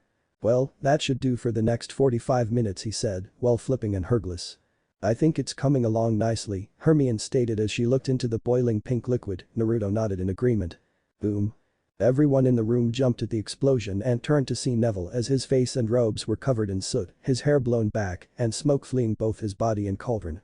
Mr. Longbottom, I believe you were to remove the cauldron before adding the quills, Snape stated as he handed the boy a rag in which he took. Him and his partner looked away sadly. Sorry, they said. There is still time left, though I would prefer it not happen again, Snape responded as he walked away. Naruto and Hermione looked at each other before looking at their books, not wanting to get blown up as well. Oh, you were supposed to remove the cauldron, he said. Better make a quick note on that, Hermione jotted down on her notebook. Naruto looked at the recipe. Hey Hermione-chan, do we just add in the horned slugs or do we have to do something with them? The blonde asked. They have to be stewed before they can be used as an ingredient, though there should be some with the rest of the ingredients, she replied. The blonde wizard searched the cupboard until he found a jar filled with the stewed slugs. 40 minutes later, they add in the slugs, turning the liquid from pink to turquoise. They turn off the Bunsen burner and carefully remove the cauldron from the heated stand. Porcupine quills, Hermione said as she backed away carefully as she let the sharp animal fur fall into the potion. Naruto and Hermione slowly moved back to the cauldron to see it turn into a more clear color. Okay, stir clockwise 5 times and wave your wand, he spoke and moved a bit as Hermione brought out her wand and gave it a wave. A small smoke cloud arose from the cauldron before it cleared, leaving only the steaming hot potion. I think that's it, he said. The witch nodded. Professor Snape, Hermione called out. The instructor walked over to the two. Is there something you require, Ms. Granger? He asked. I believe we are finished with our potion, she responded. Snape nodded and examined the liquid. Minutes later, it is acceptable, he said, making the two smile. Being the first to complete 5 points for Gryffindor, he said lazily as he walked away. Yosh. Naruto beamed with a fist pump. Hermione smiled at the blonde's enthusiasm. Minutes later, more students began to complete their potions, even Neville and his partner who were just cutting a close. For tonight's assignment you are to single-handedly brew 1 infusion of wormwood, he said before the students exited the classroom. Transfiguration class. Naruto once again sat next Hermione as he wrote down the class assignment and quickly looked for the recipe within the book. He tore out the piece of paper and slid it between the pages for later. As the class settled down, the instructor, McGonagall, made her appearance. Good morning class and welcome to Transfiguration class. My name is Minerva McGonagall. I'll be your professor for your following years here at Hogwarts, she said as the students looked amongst each other. McGonagall soon gave her rundown of the class information before starting. Transfiguration was split into 4 courses: Transformation, Banishment, Conjuration, and Untransfiguration. As first years they are to start at course 1. As instructed, the class brought out their books, A Beginner's Guide to Transfiguration, and began to read and take notes on the lecture. Naruto jotted down notes on everything. Transfiguration was pretty complex, even for a beginner. 20 minutes passed by and McGonagall began to explain transformation by showing them an animagus. Naruto watched in awe as his instructor morphed into a tabby cat. The blonde returned to his page and continued with his notes. That is until the doors opened. Naruto and Hermione turned to see Harry and Ron walking and looking around for the teacher. Ron let out a sigh in relief. Whew, amazing. Can you imagine the look on old McGonagall's face if we were late? He asked Harry. Just as the words left his lips, McGonagall jumped off her desk and morphed back into her human form, leaving the two wizards gobsmacked. That was bloody brilliant, Ron said. Thank you for that assessment, Mr. Weasley. Maybe if I were to transfigure Mr. Potter and yourself into a pocket watch, maybe one of you would be on time, she retorted. We got lost, Harry explained. The elder witch shook her head. Then perhaps a map. I trust you don't need one to find your seat, she said. The boys nodded and walked towards any open seat they could find. The class continued with its lecture. Harry and Ron found 2 seats behind Naruto and Hermione. What did we miss? Harry asked. A class, Hermione said, dumbfounded. If the boys had gotten up earlier, they would have made it to class on time and know where to go. Relax guys, I wrote the notes down, I'll let you borrow them, and we're on page 10, Naruto whispered. The 2 boys nodded and turned to the page. McGonagall began to explain the concepts of the animagus spell. Naruto was very eager to learn it, seeing it as the best disguise when he wasn't wearing his invisibility cloak. Towards the end of the class, McGonagall gave the assignment to turn a match into a needle and perform it during class. Defense against the dark arts class. Naruto sighed as he sat in his desk.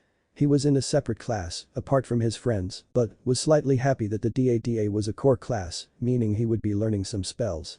He watched as a timid man wearing a black robe and violet head wrap walk up to the class. GG, good day class, I am Professor Quirrell, the man spoke. Naruto shook his head at the man gave his rundown.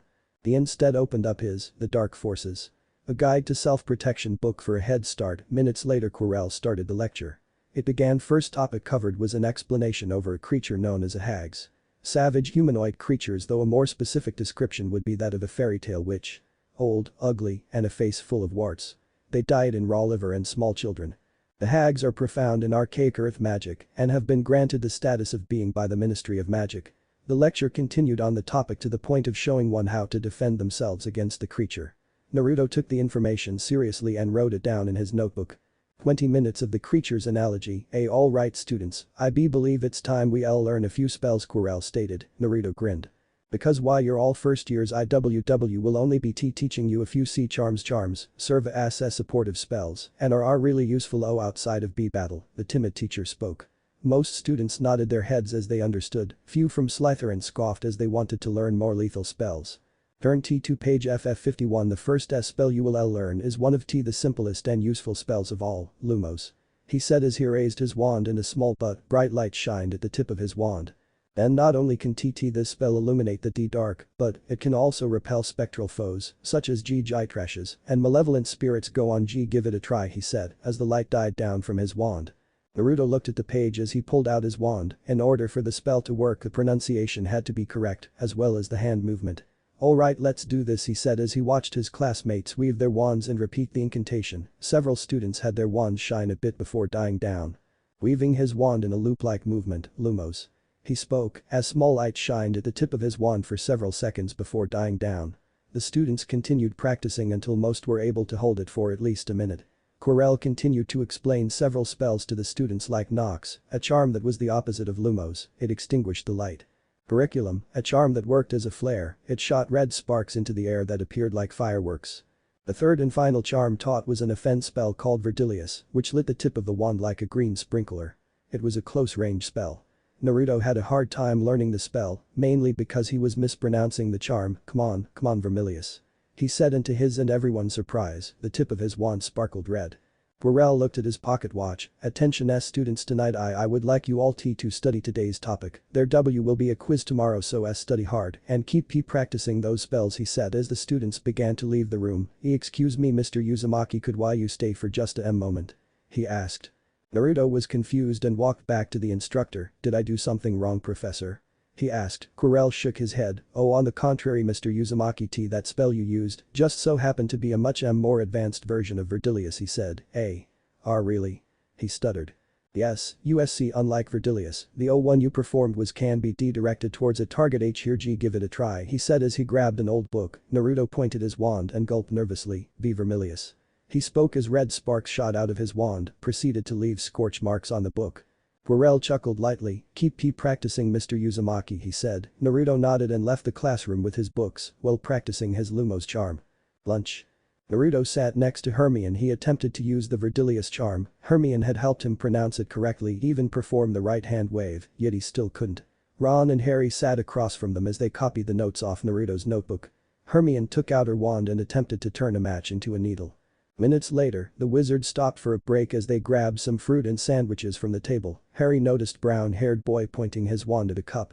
"I have rabbit, harp of string hum, turn this water into rum," the boy said as he looked at his drink before shaking his head. "I have rabbit, harp string hum," he continued. "What's Seamus trying to do to that glass of water?" Harry asked. "Turn it into rum, actually managed a weak tea yesterday," before Ron said until. Zapoof. They turned to Seamus as the cup exploded in his face, some of the students laughing at him as he coughed up smoke. The four shake their heads and continued to what they were doing. Not a minute later. A flock of owls start to glide into the hall through the rafters. "Ah, mails here," Ron said, as the owls began to drop parcels to the students. Harry notices the newspaper that Ron puts to the side. "Can I borrow this?" he asks. Ron nods. "Thanks," he said as he starts reading the daily news. Naruto and Hermione watch as Neville unwraps a gift. It was a crystal clear ball with gold ring around it. "Hey, look. Neville's got a rememeral." Seamus points out. "What do they do?" Naruto asked. "I've heard about those. When the smoke turns red, it means you've forgotten something," Hermione explains, and just as she did the smoke went from white to red. "Only problem is I can't remember what I've forgotten," Neville says before he attempted to remember what it was exactly that he forgot. "Hey guys, somebody broke into Gringotts," Harry said. Naruto, Hermione, and Ron gathered around the lightning-scared wizard. "Listen, believed to be the work of dark witches or wizards unknown, Gringotts goblins, while acknowledging the breach, insists that nothing was taken. The vault in question, number 713, had in fact been emptied earlier that same day." Harry spoke out loud. 713. "Isn't that the vault that you, me, and Hagrid went to?" Naruto asked, getting a nod from Harry. The four looked amongst each other before they continued to read the article. History of Magic class. Naruto sat in the classroom taking notes of the lecture, thanks to Hermione who had more knowledge of the subject, gave him a few pointers on important material. The instructor of the class was a ghost named Cuthbert Binns. What made Naruto hold in his laughter was that the ghost had failed to notice he was dead. According to Hogwarts folklore, he simply got up from his chair in the staffing room one morning and left his body behind. The lectures consisted of mostly renowned events that happened in the wizarding world. This intrigued Naruto as he learned about the magical history up prior to the 20th century. In other words, like any history class, it focuses on memorable dates, names, and events. Flying class.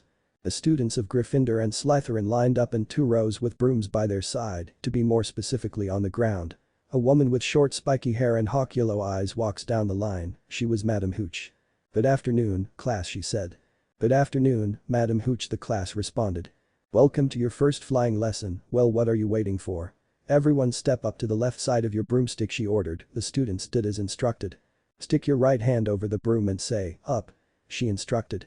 "Up." The class repeated. Harry's broom shoots up to his hand on his first try. "Up." Naruto says as his broom shoots up on his second try. Hermione stares at the two before she continued. Several students were still trying as their brooms barely levitate off the ground. "Up." Draco spoke as his broom shot into his hand. He smugly grins at Harry and Naruto. "Up." Ron shouts before his broom shoots up and crashes against his nose. He holds his nose in pain while Naruto and Harry snicker. "Shut up, you two," he says. A short time later everyone had their brooms in hand. "Now, I want you to mount your broom and grip it tight. You don't want to be sliding off the end," the flight instructor explained. The class does as it's told. "When I blow my whistle, I want each of you to kick off from the ground, hard. Keep your broom steady, hover for a moment, and then lean forward slightly and touch back down. On my whistle 3-2 tweet," she said before blowing her whistle.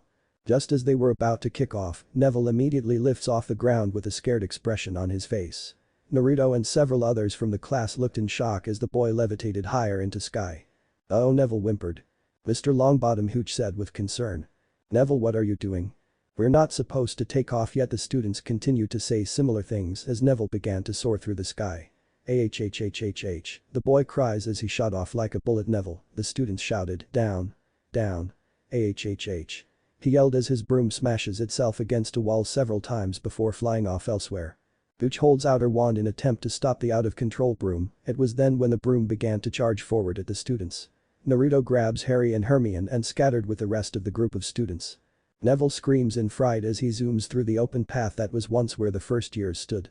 The broom flew past a statue of a man holding a sharp spear. Neville's cloak gets caught on it and he's pulled off his broom and dangles high above the ground. "Oh, help."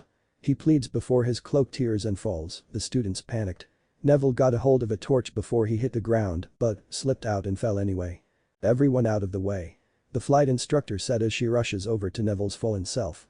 "Come on, get up," she says as she helps Neville sit up. "Is he okay?" a girl asked with concern. As Neville sits up he yells in pain, Oh dear, it's a broken wrist. TCH, TCH, TCH. "Good boy, come now, up you get," she helps the boy up. Malfoy stares at the boy's injury and snickers before noticing a certain item on the ground. He reaches down and picks up Neville's remembrall. "Everyone's to keep their feet on the ground while I take Mr. Longbottom to the hospital wing, understand? If I see a single broom in the air, the one riding it will find themselves out of Hogwarts before they can say Quidditch," she threatened as she left with Neville to the hospital wing. Draco snickers. Did you see his face? Maybe if the fat lump had given this a squeeze, he'd remember to fall on his fat ass, he said as few of the Slytherin students laughed with him. The Gryffindor group frowned at them. Harry glared and walked up to him. "Give it here, Malfoy," he demanded. Draco hums a bit while tossing the ball up and down. "No, I think I'll leave it somewhere for Longbottom to find," he said before the slick-back blonde hopped on his broom and took to the skies. "How about up on the roof," he says, flying higher into the sky. "What's the matter, Potter? Bit beyond your reach?" he taunted. Harry growled and grabs his broom. "Harry, no, you heard what Madam Hooch said, besides you don't even know how to fly," she says. Harry reluctantly got on anyway and flew off. "Ugh, idiot," she muttered. "Calm down, Hermione-chan, Harry knows what he's doing," Naruto said as he watched his friend fly off. "Leave it here, Malfoy, or I'll knock you off your broom," the dark brunette threatened. "Is that so?" Draco smirks. Harry dashes forward making an attempt to take the ball from him. Malfoy however pulls a 360, making dark brunette fly past him. "Have it your way then," he said before throwing the ball as hard as he could. Harry spins around and zooms in after it. "He's not gonna make it," Ron said as he watches his friend zoom in for the ball. "He'll make it," Naruto responded. As Harry was about to hit a window he catches the ball and spins around to avoid being hit. McGonagall, who was working at the time, sees him from the other side of the window. Harry flies back the group as they cheer and run to him. "Good job, Harry. Yubakuru, Herber cool," Naruto said with a grin. "Harry, that was wicked." Ron spoke up.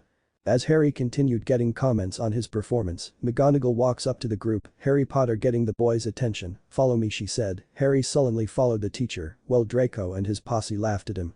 Naruto glared and pointed his wand, Vermilius. He said as red sparks hit the ground near the boys, making them jump back slightly.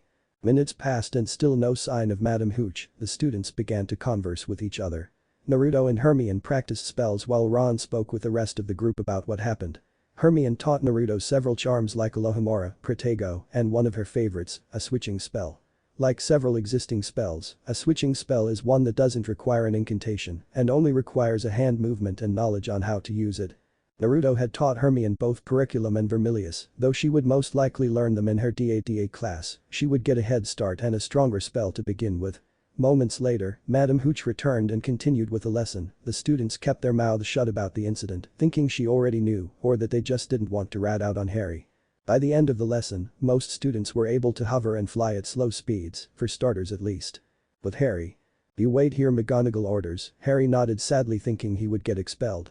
McGonagall opens the door to Quirrell's DADA class, and iguana as such, as this is an essential ingredient, he said to his class, before the elder witch interrupted him. "Excuse me.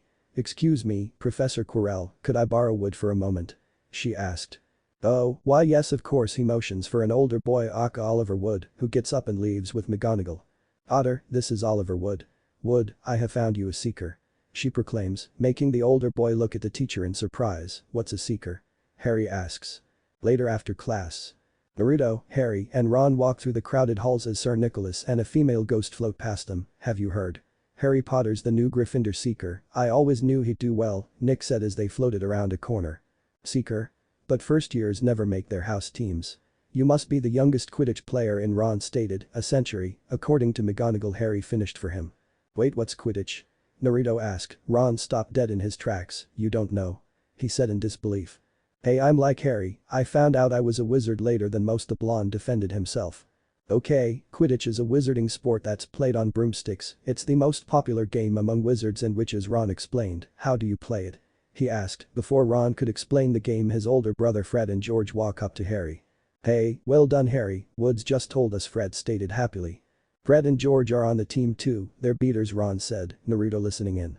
"Our job is to make sure that you don't get bloodied up too bad, can't make any promises of course, rough game, Quidditch," George said. "Brutal, but no one's died in years, someone will vanish occasionally," Fred said as him and George walk off across the courtyard. "But they usually turn up in a month or two," George shouts back at Harry, making even more nervous about the game than he already is. "Don't worry about it, Harry, if those two have your back, then trust in them to protect you," Naruto reassured. "Yeah, go on, Harry, Quidditch is great, best game there is, and you'll be great too," Ron persuaded. "But I've never played Quidditch, what if I make a fool of myself?" Harry said, losing confidence. Hermione, who was working on a bench, jumps up. "You won't make a fool of yourself, it's in your blood," she said, leading the three boys to a trophy case. She points to a plaque of players, one lists Harry's father, James, as a seeker.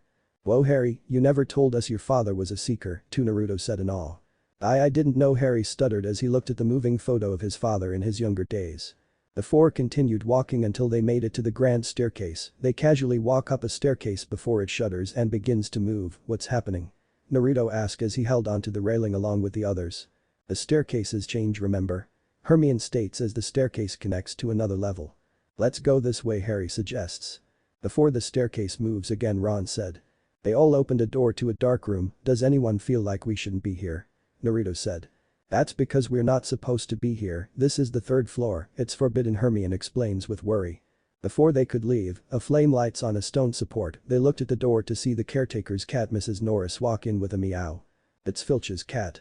Ron nearly shouted. They would defiantly get expelled if they were found by the caretaker. "Run," Harry said as all four wizards ran down the hall of the room. As they run, more flames are lit as they go. They get to the end of the corridor, in front of a door. Harry grabs the handle. "It's locked," he said. "That's it, we're done for," Ron states. "No, we're not, move over," Naruto said as he pulled out his wand and pointed it at the keyhole. "Alohomora," he said as a small light shined through the hole and unlocking the door. "Get in," he said as they rushed through. Closing the door behind them and leaning up against it, Ron turns to Naruto. "Alohomora?" he questioned. "Standard Book of Spells, Chapter 7," Hermione explained, seriously. Naruto asked, making a note to read the book later. On the other side of the door Filch walks into the room. "Anyone here, my sweet?" He asked his cat, who only meowed at him. Filch looked around and saw no one. "Come on," he said, leaving the room with his cat.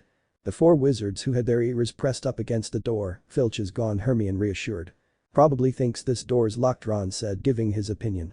"It was locked," Harry said. "And for good reason," Naruto states. Harry, Ron, and Hermione turned to stand with the blonde. There before them was a massive three-headed dog who was sleeping. They heard a harp playing within the room before it came to a stop. As it did, the dog begins to wake. It notices the four and growls. "Ah!" They yell as they bolted out of the room. They closed the door shut and ran from the third floor. Gryffindor common room. The four leaned against the wall and their knees as they tried to catch their breath. "What do they think they're doing? Keeping a thing like that locked up in a school?" Ron stated, slightly shaken from the experience. "You didn't see it?" Naruto asked. "See what?" Harry asked. "What is was standing on," Hermione said. "I wasn't looking at its feet. I was a bit more preoccupied with its head, or maybe you didn't notice, there were three." Ron nearly shouted. "Eyes, it was standing on a trapdoor," Naruto said. "Meaning it wasn't an accident, it's guarding something," the brunette witch stated. "Guarding something?" Harry asked. "That's right, now if you don't mind, I'm going to bed before the three of you come up with another clever idea to get us killed or worse expelled," she says as she walks to her dorm and shuts the door. "She really needs to sort out her priorities," Ron said as he walked upstairs with Harry following. Naruto walked over to the couch and sat down. "Man, what a day," he said to himself. The 4 weeks later potions class. Students were once again by their stations, chattering by their steaming cauldrons. "How's your animagus coming along?" Hermione asked her now 11-year-old blonde friend. "So far so good, I'm still not there ready for a full transformation. All I can do is grow ears and a tail," Naruto responded as he performed an animagus. His human ears disappeared behind his hair as he grew sun-colored fox ears and tail. Hermione smiled as she started to pet his hair and rub his ears. Naruto failed to resist a purr. Most of the girls in the room found it cute before the door slammed open with Snape walking in. The loud noise made Naruto's hair raise up in shock, letting out a small yip. Snape frowned at his class. "There will be no foolish wand weaving or silly incantations in this class. As such, I don't expect you to enjoy the subtle science and exact art that is potion making," he said, taking a second glance at his students. "However, for those select few," he says while looking at Naruto, Hermione, and Draco who smile at him, "who possess the predisposition, I can teach you how to bewitch the mind and ensnare the senses. I can tell you how to bottle fame, brew glory, and even put a stopper in death," he says. The class looks amongst each other, whispering could be heard here and there. Snape notices Harry writing down in his notebook, in his view, not paying attention. "Then again, maybe some of you have come to Hogwarts in possession of abilities so formidable that you feel confident enough to not pay attention," he said. Ron nudges Harry, who looks up. "Mr. Potter, our new celebrity, tell me, what I get if I added powdered root of asphodel to infusion of wormwood?" he asks. Hermione's hand skyrockets. Naruto sheepishly raises his hand, while Harry shrugs. "You don't know. Well, let's try again. Where, Mr. Potter, would you look if I asked you to find me a bezier?" he asked. "It's taken from the stomach of goats," he replied. Snape raised an eyebrow. "I suppose you do know something. Just to let you know, fame isn't everything, Mr. Potter," the instructor stated. But Harry after class. Oliver and Harry walk outside in an open field, Oliver carrying a small bat and a trunk that rattled continuously. Quidditch is easy enough to understand. Each team has 7 players, 3 chasers, 2 beaters, 1 keeper and a seeker. "That's you," he pointed at Harry as he opened the trunk showing 3 balls, 2 tan in color, the other red. Oliver picks up the red one. "This one's called a quaffle. Now the chasers handle the quaffle and try to put it through one of those 3 hoops," he said as he pointed to a Quidditch pitch. Harry saw 3 hoops on both sides. "The keeper, that's me, defends the hoops." He tosses the ball over to Harry. "With me so far?" he asks. Harry tosses the ball back. "I think so. What are those?" he asked, pointing to the 2 chain tan balls. Oliver looked down at the squirming balls. "You better take this," he said, handing over the bat to Harry. He bent down and releases one of the balls. With an angry growl, the ball shoots up into the air. They watch it go up before Oliver gasps slightly. "Careful now, it's coming back," he warned as the ball whizzed down. Harry readies the bat and hits it as hard as he could. The two watch as the ball soared through a statue opening. "Not bad, Potter, you'd make a fair beater." "Oh," he said, quickly shoving Harry to the side as the ball shot into Oliver's arm. He struggles for a bit before he manages to place it back to the trunk and lock it up. "Bludger nasty little buggers," he said as he cracked his knuckles and opened a small compartment in the trunk. "But, the only ball I want you to worry about is this, the golden snitch," he said, pulling out a small walnut-sized golden ball and handing it over to Harry. "I like this ball," he said. "Ah, you like it now, just wait, it's wicked fast and damn near impossible to see," Oliver explained. "What do I do with it?" he asked. "You catch it before the other team's seeker, you catch this, the game is over, you catch this Potter, and we win," he said as the snitch flutters out two delicate wings and jumps into the air. "Whoa," was all Harry could say. Charms class. The class listened into the half-goblin wizard's lecture. Naruto was particularly interested in the lesson as they were learning about levitation. One of the wizard's most rudimentary skills is levitation, the ability to make objects fly. Flitwick, the charms professor, stated, do you all have your feathers?" he asked. The class raised their hands to show their feathers. "Good, now don't forget the nice wrist movement we've been practicing, The swish and flick, everyone," he said. The students repeated, swish and flick.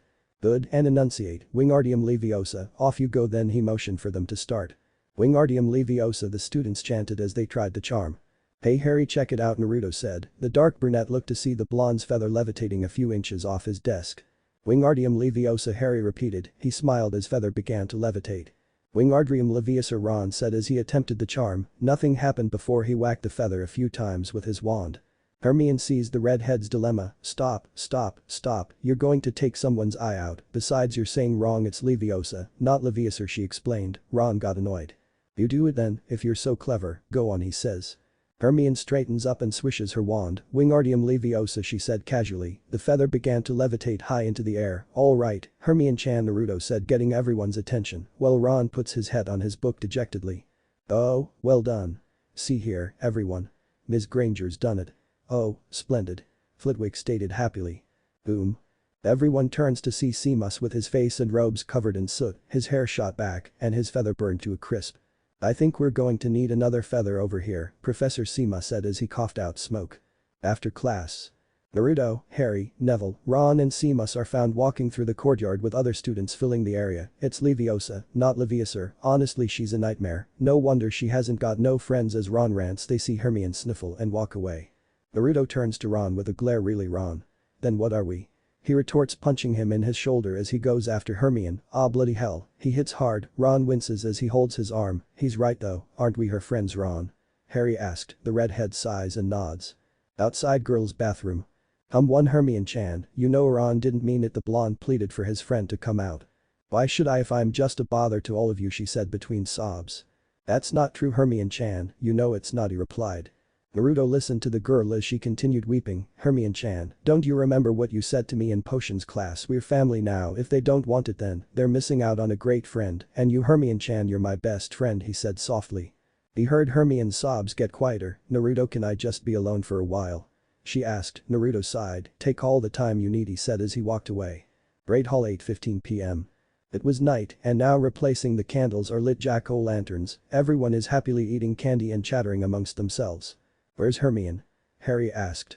Neville spoke up as he gulped down a mouthful of candy corn. "Parvati Patil said that she wouldn't come out of the girls' bathroom. She said she's been in there all afternoon crying," he explained.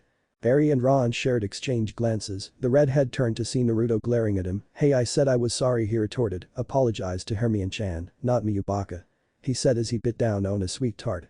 Just as he said that, Professor Quirrell rushed into the room. "Troll in the dungeon. Troll in the dungeon."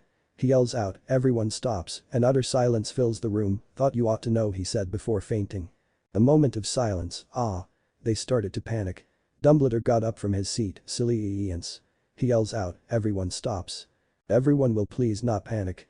Now, prefects will lead their houses back to their dormitories. Teachers will follow me to the dungeons," he said.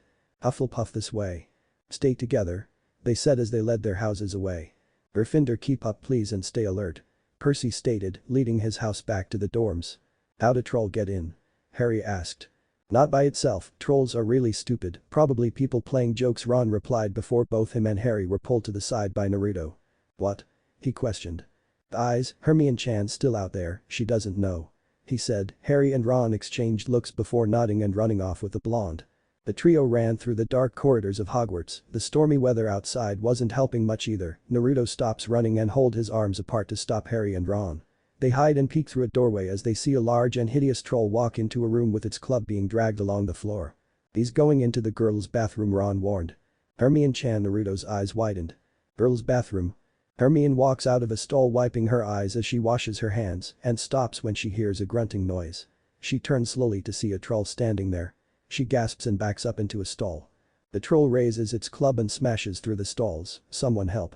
she cries as the trio rush into the bathroom. The troll smashes through the remaining stalls. "Hey, pea-brain." Ron shouts as he throws a piece of wood at the troll's head, getting its attention. Hermione then rushes out of the broken stall and under a sink, the troll sees her and proceeds to break through them. "Hermione-chan." Naruto calls out as he brings out his wand, Vermilius. He shouts out as he shoots red sparks at the troll. The beast holds its hands to its face as the sparks came in contact with it, grunting in pain it moved away from the sinks. Hermione runs out and into Naruto's arms. Guys, I think we should go," Harry said as the troll turned to them with an angry expression. "Run." Naruto yells as they rush out of the bathroom. The troll breaks through the wall and with a roar, chases after the four wizards with its club hoisted high in the air. "It's catching up." Ron shouted as he ran faster. The troll slammed its club down, tripping the four wizards. Harry rolled over to the side as the troll continued to slam its club onto the floor. "Harry. Come on you guys." Naruto shouted. He and Hermione readied their wands. "Vermilius," they shouted as they fired sparks at the troll. This only made it angrier. "Oh crap," Harry said as the troll grabbed his leg and held him upside down and tried to hit him with his club. Harry bended to the side to avoid being hit. The bolt-scared boy pulled out his wand, Periculum. Harry shouted as red sparks shot from his wand blinding the troll. Grunting in pain it released Harry. "Ron," Hermione said, as the troll had a hand over its eyes and with the other swinging its club randomly. "Swish and flick," she continued. "Wingardium Leviosa." Ron said, as the club was taken from the troll's hand, it removed its hand from its face and looked up only for the hard piece of wood to slam on its face, rendering it unconscious as it crashed down hard. The four exchanged looks before they walked closer to it. "Is it dead?" Hermione asked. "I don't think so, just knocked out," Harry said as he puts away his wand. They hear footsteps closing in, they turn to see McGonagall, Snape and Quirrell and gasp at the sight. Oh my goodness. Explain yourselves, the four of you," McGonagall demanded. Harry and Ron were started babbling. "Well, you see, it went like, it's my fault, Professor McGonagall." Hermione stepped in. Naruto turns to his closest friend. "I went looking for the troll, I read about them and thought I could handle it, but I was wrong. If Naruto, Harry, and Ron hadn't come and found me I'd probably be dead," she half lied. McGonagall shook her head. "Be that as it may, it was an extremely foolish thing to do," she says. Harry noticed a large gash of Snape's leg. The professor notices Harry's glance and covers it up while glaring at the boy. "I would have expected a more rational behavior on your part, Ms. Granger. 5 points will be taken from Gryffindor for your serious lack of judgment." She then turns to the three boys. "As for you three gentlemen, I just hope you realize how fortunate you are. Not many students could take on a full-grown mountain troll and live to tell the tale. 5 points will be added to each of you for sheer dumb luck." She whispered the last part as she leaves the premises with Snape trailing behind her. "Perhaps you ought to go." Might wake up," Quirrell said. The troll moans a bit, making the timid teacher jump back with a small shriek. Gryffindor Common House. The four entered the dorm. First thing was first. "Hermione, look, I'm sorry, it's my fault, you were almost killed in the first place." Ron apologized. Hermione smiled and waved it off. "Apology accepted, you idiot," she said. The group laughed a bit. "You're going to be okay, Hermione?" Harry asked with concern. "I'll be fine," she reassured. "Well, all right, we've had a rough night, I think it's best we've had some rest," he suggested. They all nodded. Ron and Harry walked upstairs. "Well, good night, Hermione-chan," he said but gasped slightly as the brunette hugged him. "Thanks for coming for me," she whispered. Naruto blushed madly at the contact and slowly rubbed her back. It's okay, that's what friends are for," he smiled. Hermione smiled and nodded. She walked over to the girls' dorm, giving one last glance before entering. Naruto sighed happily and was about to walk downstairs when he noticed Harry and Ron peeking from around the corner. "Don't say a word," he said, now blushing neon red. "Konoha Hospital." "Well, you're all set," Kushina Hiruzen said as the red-haired woman stood on her 2 feet. "Hiruzen, I want you to find everyone responsible for my Sachi suffering and bring them to the T&I department." She spoke with venom laced in her voice. "What are you going to do?" he asked nervously. "I'm gonna kill them," she said. Hiruzen stood horrified. "Kushina, go get them," she demanded. "Now," she roared. Chapter 3. Games, Holidays, and Secrets. "Saratobi, what's this all about?" Homura asked as he, Kaharu, and Danzo followed Hiruzen through the T&I department. The old Hokage shook his head in grief. "There's someone who wishes to see you," he said. Danzo narrowed his eyes, wondering who exactly would want an audience with them. They arrived at an interrogation room and led them inside. Hiruzen, however, casually walked out and locked the door behind them. "Saratobi, what's the meaning of this?" Homura shouted. Danzo on the other scanned the room. It was dark and the lights began to flicker on and off. He was about to unwrap his bandages until hook chains made of pure chakra latched itself onto the three elders, hoisting them into air and piercing their skin. The three gasped in pain as blood dripped off their skin and onto the ground. Out of the shadows walked out a red-haired woman, Yuki Kushina. Danzo stuttered as the Uzumaki matriarch tightened her hold in the chains, making the three elders cringe and yelp louder. Amura, Kaharu, because of you, the entire village knows of my Sachi's status as a Jinchuriki, thus condemning him into a life of suffering. And Danzo, you wanted to turn him into a weapon, she said. They gasped as they looked into her red-slitted eyes. It shouldn't be possible, Kaharu stuttered in fear. Kushina glared hatefully at the three. Danzo was about to speak when Kushina flickered her wrist. The chains dug into their muscle tissue and tore their skin off their bodies. They screamed in pain and fear as the chains continued to tear them apart, leaving nothing but bones, blood, and several shredded pieces of their internal organs. Kushina looked up into the observation room where Hiruzen looked down in shock. Bring the rest, she ordered. Hogwarts Great Hall. The gang sat at their respected house table as they ate breakfast and studied their subjects. Ron noticed Harry twirling some eggs with his fork. Take a toast, mate, he said, handing him over a piece of wheat toast. Come on, Harry, you're gonna need your strength today, Naruto said as he gulped down a cup of orange juice. I'm not hungry, Harry said as he places his fork down and pushes aside his plate. The dark brunette lazily looks around the hall when his eyes landed on Snape, who was speaking with McGonagall. They were most likely talking about the events that occurred the other night. Moments later, Snape takes his leave limping slightly. He sees Harry looking at him and glares back at the boy. That explains the blood, Harry muttered as he watched Snape walk out with a slightly limping leg. Blood? Hermione asked, looking up from her transfiguration book. Harry motioned them to lean in. Listen, last night, I'm guessing Snape let the troll in as a diversion, so he could try and get past a three-headed dog. He must have been bitten, that's why he's limping, Harry explained as he whispered into the group. But, why would he want to go anywhere near it? Naruto asked. Harry stopped to think, his memory paused when he remembered about the article he read in the Daily Prophet. That day we were at Gringotts, Hagrid took something out of one of the vaults. He said it was Hogwarts business, very secret, he explained. So you're saying, Hermione said as she began to place the pieces together. That's what the dog's guarding, that's what Snape wants, Harry said. Before they were brought out of their conversation by the sound of flapping wings, the four turned to see Hedwig and Sora flying towards them with parcels. Mail's early, Ron said as the two birds of prey flew closer. Hedwig carried a much larger package, then Sky as they dropped them beneath their masters. Thanks, Sora, Naruto said as the Flaken flew off with Hedwig.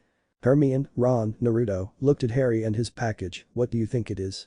Hermione asked. Harry shrugged. I don't know, I've never received mail before, he replied. Well, let's not beat around the bush, let's open it, Naruto suggested, which they all gladly obliged. They began to unwrap it until it was viewable. It's a broomstick. Harry exclaimed surprisingly. That's not just any broomstick, Harry, that's the Nimbus 2000. Ron said, equally surprised, but who could have, Harry said, wondering who was generous enough to get him it. He soon spotted Hedwig on McGonagall's arm as she stroked the bird's feathers. She looked at the lightning-scared boy with a smile, in which he gave back with a nod. What did you get, Naruto? Hermione asked. Let's see, he replied as he unwrapped his own parcel, revealing it to be a book. Book of Spells by Miranda Goshik, Hermione read out loud. Naruto, that's an advanced spell book. She proclaimed, surprising Ron, Harry, and several others who were able to hear her. Well, I had several galleons left, so I figured I put 'em to good use, he replied as he turned to see Oliver walking towards their group. Hey everyone, you don't mind if I borrow Harry for a while, do ya? He asked. They shook their heads. Harry got up and took his books along with his new broomstick. Is there something you need? The dark brunette asked. Yes, actually, you see, now that you're part of the team, we're to get you some training for the upcoming game, he replied. But, what about my classes? Harry asked. It's taken care of, as long as you don't fall back on your subjects, there's nothing to worry about, Oliver reassured as he led Harry to the field. Back at the table, what do you think Oliver wants with Harry? Hermione asked, Naruto wondering the same thing. Well, he is captain for Gryffindor's Quidditch team, so he's probably going to show him the ropes, Ron replied, before they went back to their breakfast study with Naruto now reading his new book. Okay, let's see here, the blonde wizard said as he brought out his was and did a crescent arc motion up. Avis. He said. As he spoke out the spell, a flock of doves were conjured from his wand, which was accompanied by the sound of a gunshot. Everyone in the hall jumped up at the large bang and turned over to the blonde, who still had his wand held high with smoke sizzling from the tip. Sorry, my fault, the blonde stuttered as all students and teachers slowly went back to what they were doing. Naruto placed his new book away. Later he whispered before going back to studying. 2 weeks later, Quidditch pitch. Naruto, Hermione, Ron and Hagrid made their way upstairs, along with the rest of the Gryffindor house. During the last 2 weeks, Naruto had learned several new charms from his new book, such as Expelliarmus, Apparicium, and Incendio. There was also a curse he learned called Apugno, which causes objects, conjured creatures and individuals to attack a directed target, very useful for getting away from pursuers. He had also taught Hermione several spells from the book as well as Ron, who had some difficulty learning them. As for Harry, he had only managed to teach him Expelliarmus since he was busy training for the Quidditch match, as well as catching up with his studies. Exiting the staircase, they walked over to the stands as both their and the other houses cheered from different corners. In the center was a tower seating the teachers and the commentator Lee Jordan. "Man, this is so exciting," Naruto said happily. Hagrid laughed as he watched the star-eyed 11-years-old stand against the railing with Ron and Hermione. "How do you think Harry's doing right now?" Ron asked, knowing that their friend would soon be on the field. But Harry inside Gryffindor Quidditch Tower. Harry stood nervously as he continued to hear the cheering outside. He and his team got dressed in their team outfit, namely crimson red robe with gold outlining. Several minutes later they began to march towards the closed starting gate. Harry turned to look at his team, the beaters cracked their necks and hands before grabbing their brooms and bats. The Chazzers doing the same. "Scared, Harry?"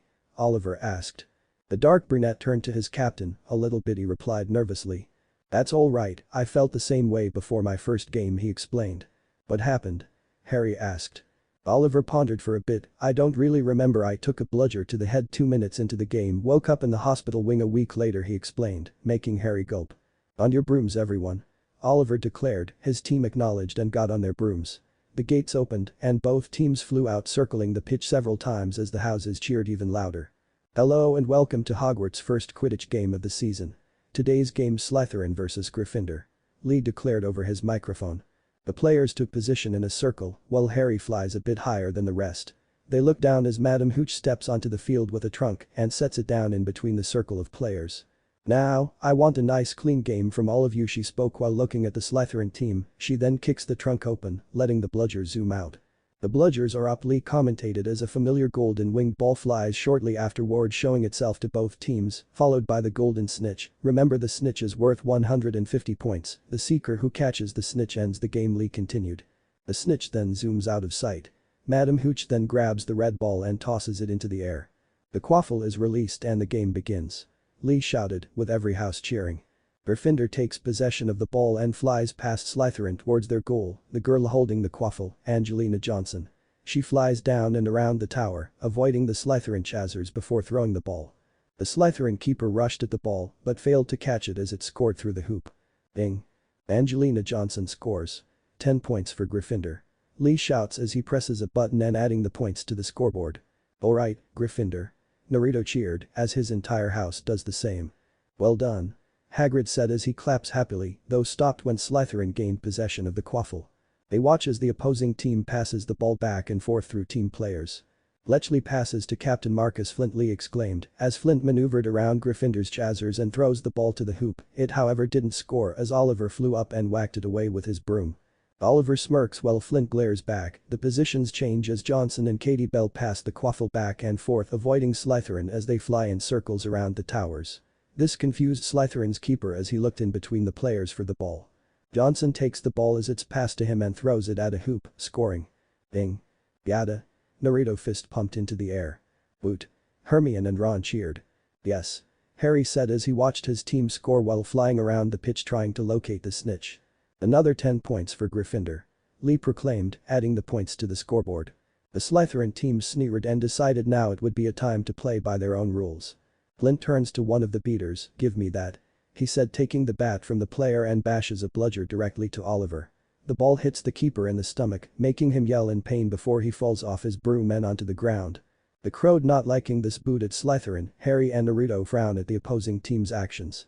The Slytherin players laugh at the down boy as the medics take Oliver away. The team heads off with the quaffle. They maneuver over the Weasley twins and score into Gryffindor, which was wide open. The Slytherin house cheers for their team. Flint along with another Chazzer fly overhead. "Take that side," he orders as they close in on Angelina. They box her, leaving her nowhere to go as they lead her into the capes covering a tower. The two Slytherin Chazzers retreat as Johnson crashes into the tower and falls to the ground, unconscious.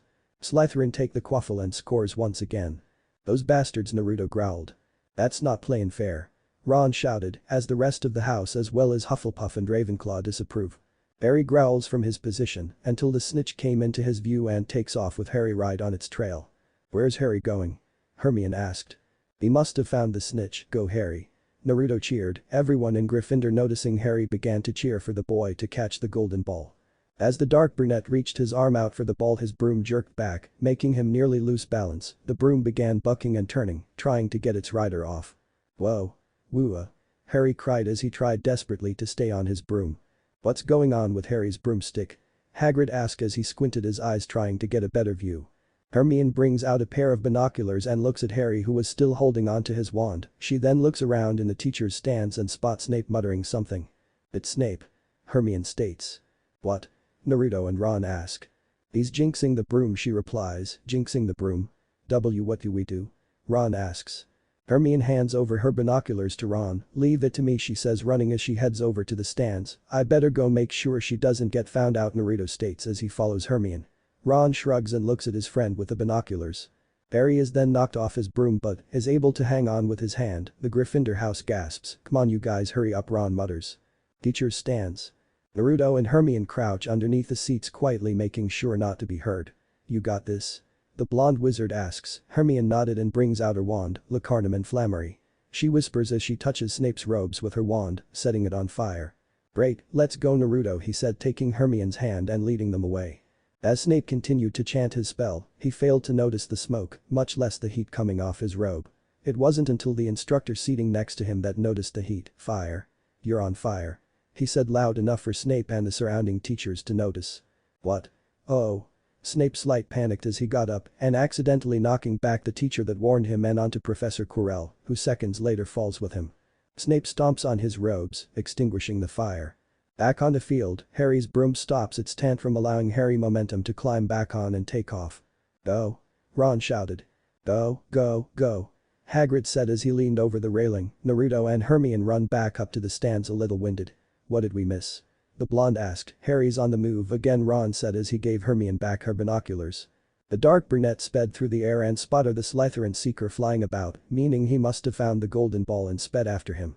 Harry soon catches up to the seeker and rams his broom against his. The opposing seeker sneers and rams his broom against Harry's. They continued as the snitch dived down. The two boys dive in after it. Noticing that they were quickly approaching the ground, the Slytherin seeker backs out, leaving Harry to go after the snitch. "Pull up," Naruto called out. As if Harry heard him, he pulled up on his broom, being only a couple inches off the ground and with the snitch still inside as it flew away. Harry sped up and tried to reach but failed to as the golden ball continued to fly. The lightning-scared wizard then decided to do the unthinkable. Harry slowly but steadily stood up on his broom and takes a few steps forward with his arms stretched out. He then, however, goes too far and topples off the broom. "Wah!" Harry yelped as he tumbled onto the ground. Everyone gasps. "Is he okay?" Hermione asks. Naruto and Ron lean in as Harry gets up while lurching as he places a hand over his mouth. "Looks like he's gonna be sick," Hagrid said, turning away slightly, not wanting to see the boy puke in front of everybody. Harry lurches forward as the snitch pops out of his mouth and lands on his hands. "He's got the snitch." Harry Potter receives 150 points for catching the snitch. Lee shouted out. Gooch walks onto the field and blows on her whistle. "Gryffindor wins," she declared. Gryffindor, Hufflepuff and Ravenclaw then cheered as loud as they could, while Slytherin sulked in anger at their loss. Harry raises the snitch into the air as they all cheered for him. Flint sneered, his team had lost. He still had a bat and needed to blow some steam. He noticed a bludger still in the air and whacked it away as hard as he could. "All right, Harry," Hermione cheered, while Ron, Neville and Seamus fist pumped into the air. Naruto let out a woot while he clapped. It wasn't until he noticed an incoming bludger heading towards his female friend. "Hermione, look out," he shouted, pushing her to the side as the ball crashed against his head. Everyone stopped cheering as the blonde fell to the floor. Several let out a gasp as they saw blood trail down his face. Hagrid grabbed hold of the bludger with an iron grip before it could fly away again. "Naruto," Hermione cried out as she and Ron rushed to his side. The teachers noticed the commotion and stood up from their seats. The other houses stood as well, trying to get a view. "What happened?" "I think someone got hit." This was a question and response that was asked and answered throughout the pitch. Harry noticed what was happening. He pocketed the snitch and took off with his team towards the stands. The Weasley twins got a hold of the bludger and took it back to the trunk, while Hagrid picked up Naruto. "Make through, we've got to get him to the hospital wing," Hagrid said as the students moved out of the way. Harry turned and glared at the Slytherin team, who smirked at them and flew back to their tower. Naruto's mindscape. Naruto gasped for air as he woke up. He felt his body in water as he slowly stood up. Where am I?" he asked himself. He looked around to see what looked like a sewer. If this is a joke, then it sure as hell isn't funny, he thought, before he continued to walk through the knee-deep water. After what seemed like an eternity, how long does this place go on? Naruto asked as he came into an open hall. He gasped at the enormous-sized cage inside. Animalistic growl. Naruto backed away as two large red-slitted eyes opened up from inside. So my jailer visits me for the first time, he heard. Naruto pulled out his wand, Lumos. He muttered shakingly as he approached the large gate. When he got close, he came face to face with a colossal red-furred fox. It grinned and stabbed its claws through the gates, making Naruto fall on his back. Why you're TT, the Naruto stuttered. The fox grinned, showing its fangs. Kyuubi no Yoko, it finished for him. How is it why you're here, why you're supposed to be dead, Naruto said while pointing accusingly. Ninjin. I cannot die. My body is nothing more than a large massive chakra, the tailed beast explained as it looked down at its host. Then how are you here, Naruto asked, still shaken. How else, Gaki? I'm sealed within you. It said as it pointed at the blonde wizard. Naruto stared at the fox in shock. It explained everything, why he was hated so much, why they tried to kill him every so often. It was because of the fox. So it was because of you that I suffered, Naruto said, shaken but angry. Me? You think it was because of me that you suffered? Why don't you blame your so-called Jiji, since he was the one that blurted out that you were a Jinchuriki, the fox argued. Naruto flinched. He remembered asking the old man why they hated him, and he would always change the subject and show up until after they'd beaten him. Do you get it now? The fox asked. The blonde only looked down. Well, if you hadn't attacked that day, then I might have had a chance. At what? Becoming a tool for the village. Cause that's all a shinobi is, to live and die for their village. The Kyuubi snarled. At a normal life. Naruto glared. The Kyuubi stared down at his jailer before bursting out laughing. Naruto's glare intensified. A normal life. Now that's funny. If you did have a normal life, you'd just end up a shinobi like Kushina wanted you to be, the tailed beast declared, and let's not forget, if it weren't for your status as a Jinchuriki, you would never have found out about your magical abilities, you would never have met the friends you have now, in fact you should be thanking me for it. He pointed out annoyingly. Naruto's glare lessened, as the Bijuu was most likely right. Looking back now, if he had chosen to be a shinobi rather than a wizard, he'd never have met Hermione, Harry, Ron, or any of his other friends, he'd never seen the outside world. I rest my case. Kyuubi exclaims as it lies down in front of the gate. Naruto stays silent as he looks at his reflection through the water. He frowns with determination. You said Kushina who she? He asked. Kyuubi raised an eyebrow. Didn't I just say that she wanted you to be a shinobi? She's your mother, Yukaki. Kyuubi responded lazily. Naruto stared at his tenant in shock. Is she alive? Or is she, he asked. Kyuubi looked at his jailer with annoyance. He could just torment him and tell him she was dead, but then again he has suffered enough already, but even he didn't know the answer to that. Don't know, Colossal Fox said. Naruto looked down sadly. Did she care for me? He asked. Kyuubi shook its head. Kit, having you was all she ever talked about. Do you know how annoying that was? It growled. Naruto stared back and smiled, unconsciously letting loose several tears. His mother cared for him. Whatever, Kit, I believe you stayed here long enough, now get out. It said. Naruto looked at his tenant before he felt himself being pulled away until his vision blacked out. Hospital wing. How is he? He's waking up, give the boy some room. Naruto's eyes flickered open and closed them as the light blinded him temporarily. He held his head in pain. Anyone got the number on the train that hit me? He asked, lightly touching his bandaged head. He heard all those around sigh in relief. You took quite a hit, honestly that should have put you down for several days, Hagrid said. I'm a quick healer, Naruto responded. Now don't crowd the young man. They all turned to see Madame Pomfrey, Hogwarts matron and nurse. Is he going to be alright? Hermione asked, receiving a nod from the nurse. Luckily, he's only received a minor concussion, which is amazing, considering that a blow like that should have put you down for days, she said, surprising the group. I'm hard-headed, he said, getting off the bed. Naruto, are you sure you're okay? Maybe you should lie down a bit more, Harry suggested. The blonde sighed. Alright, if it worries you guys so much I'll stay for an hour, Naruto said, lying back on the bed. Okay you three. Visiting times are over, Hagrid said as he led them to the door. We'll see you at the common room, Naruto Ron said as he and Harry left. You coming, Hermione? Harry asked, peeking from around the door. Yes, give me a second, she said. The two boys shrugged and left the room. The brunette walked up to the blonde and sat on his bed. She looked at Naruto with a smile, in which he returned. Thank you, Naruto, she said, giving him a tight hug before she got up and walked out, leaving a light blushing blonde staring at her retreating self. With the gang. Harry, Ron, Hermione, and Hagrid walked out of the hospital wing and onto a path leading toward Hagrid's hut. So you're saying it was Snape that put a curse on my broom? Harry asked, as Hermione explained what had happened during the Quidditch game.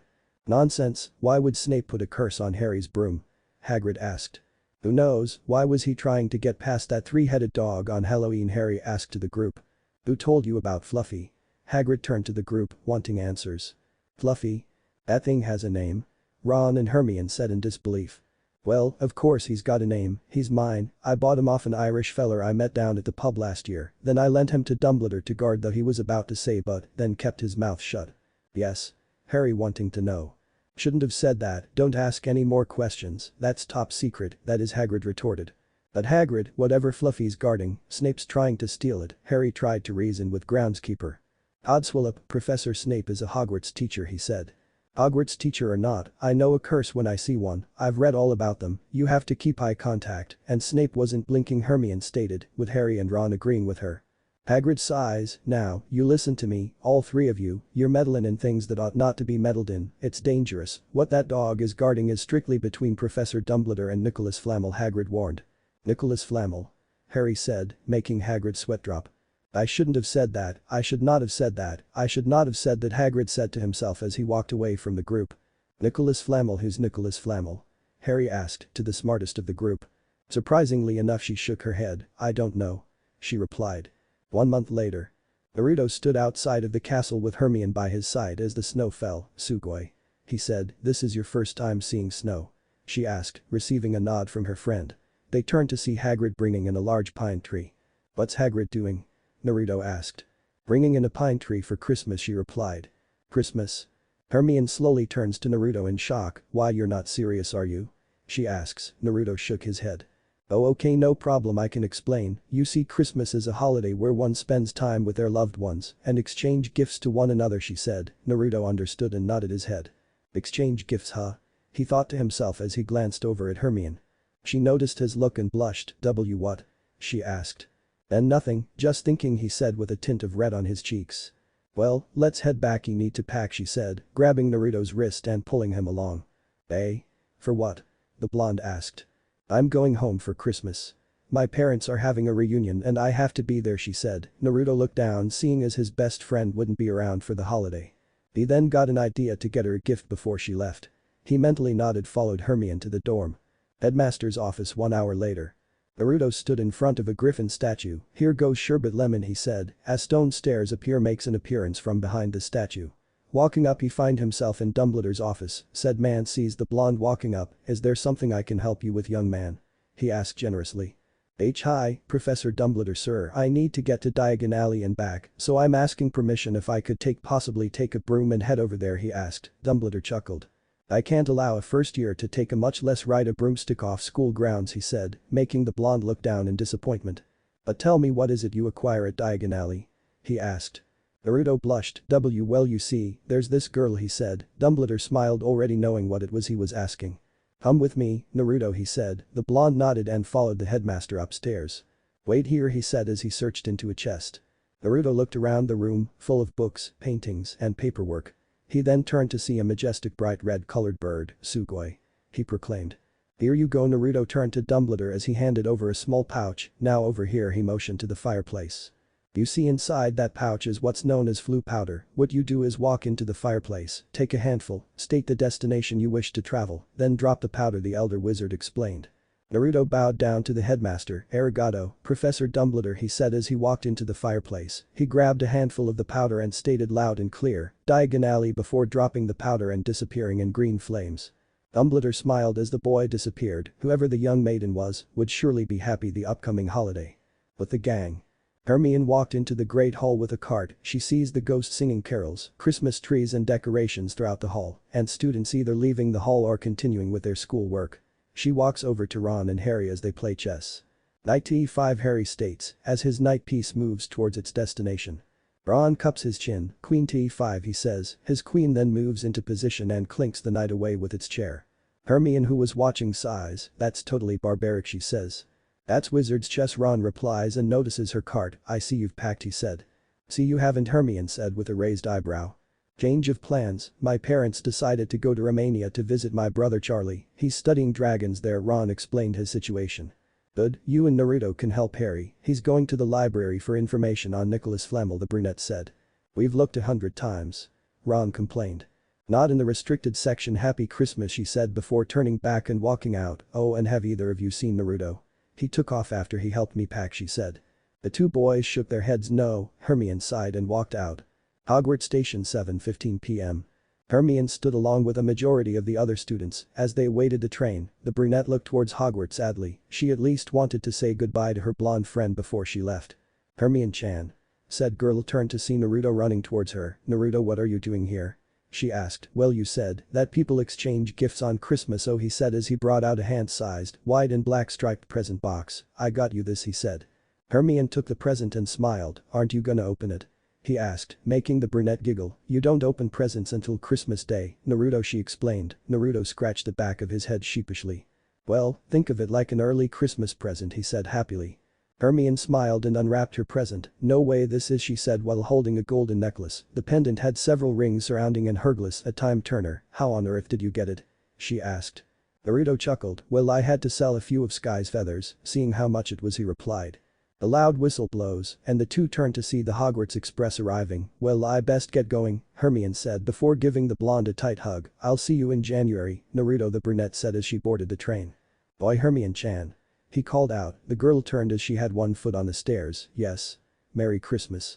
He said while waving goodbye. Merry Christmas. She waved back as continued up the stairs and into her compartment. Christmas Day, Gryffindor common room. Harry rubs his eyes as he wakes up from his slumber. Hedwig gives out a hoot as it looks at his master. Harry yawns and walks out of the room. From the balcony, he overlooked the decorated common room. Ron was standing next to the tree wearing a sweater with an R on it, while Naruto sat on the couch in his PJs as he fed Sora some seeds. Merry Christmas, guys. Harry said happily. Merry Christmas, Harry. The two replied. Ron, what are you wearing? Harry asked, as he had never seen the sweater before. Oh, Mum made it for me, looks like you got one too. He said, I've got presents. Harry asked surprised. So far the only present he's ever gotten was from Hagrid, and Dudley ate it. Yeah, come on down, Ron said. Harry rushed downstairs and up to the tree. Ron sits next to Naruto while eating jelly beans. Want some? He asks. It isn't one of those all-flavor ones, right? Naruto responded. Ron shook his head. Then don't mind if I do, he said happily taking a few beans, while Harry picks up a silver-wrapped present with a note attached. Who's it from? Naruto asked. Let's see, your father left this in my possession before he died. It is time it was returned to you. Use it well, huh? Doesn't say, Harry replied a bit confused before he unwrapped his present. What is it? Ron asked. Some kind of cloak, Harry responds, holding a black cloak with several star and moon-like patterns. Naruto recognizes it. Oh hey, I got one of those, he said, surprising the two. You do? Yeah, hang on, the blonde responded as he ran to lower level of the boys' dorm. Harry and Ron wait patiently. Okay guys, how do I look? Ron and Harry look at each other. We can't really tell if we can't see you, Harry replied. Before the two wizards felt someone tap their shoulders, they turned to see Naruto's floating head. Wah. They jumped, the blonde laughed. Relax, you two, it's an invisibility cloak, he explains, removing his cloak and revealing the rest of his body. No way, those cloaks are rare. How'd you get one? Ron asked. I got mine at Madame Malkin's robe shop, there was a sale on them, and I got the last one, he explains. Ron deadpanned at losing a chance to get one as well. Wait, this a good thing we can use them to get into the library's restricted section without being seen, Harry explains. Ron and Naruto nodded in agreement. Library 8 p.m. Walking through the dark sections of the library, Harry led Ron and Naruto only with a lantern out of the cloak. They made it to the forbidden section and removed their cloaks. Harry and Naruto hung it over their shoulders as they searched the bookcases. Famous fire eaters, Ron said, taking a book. 15th century friends, Naruto spoke, he said as he looked between books.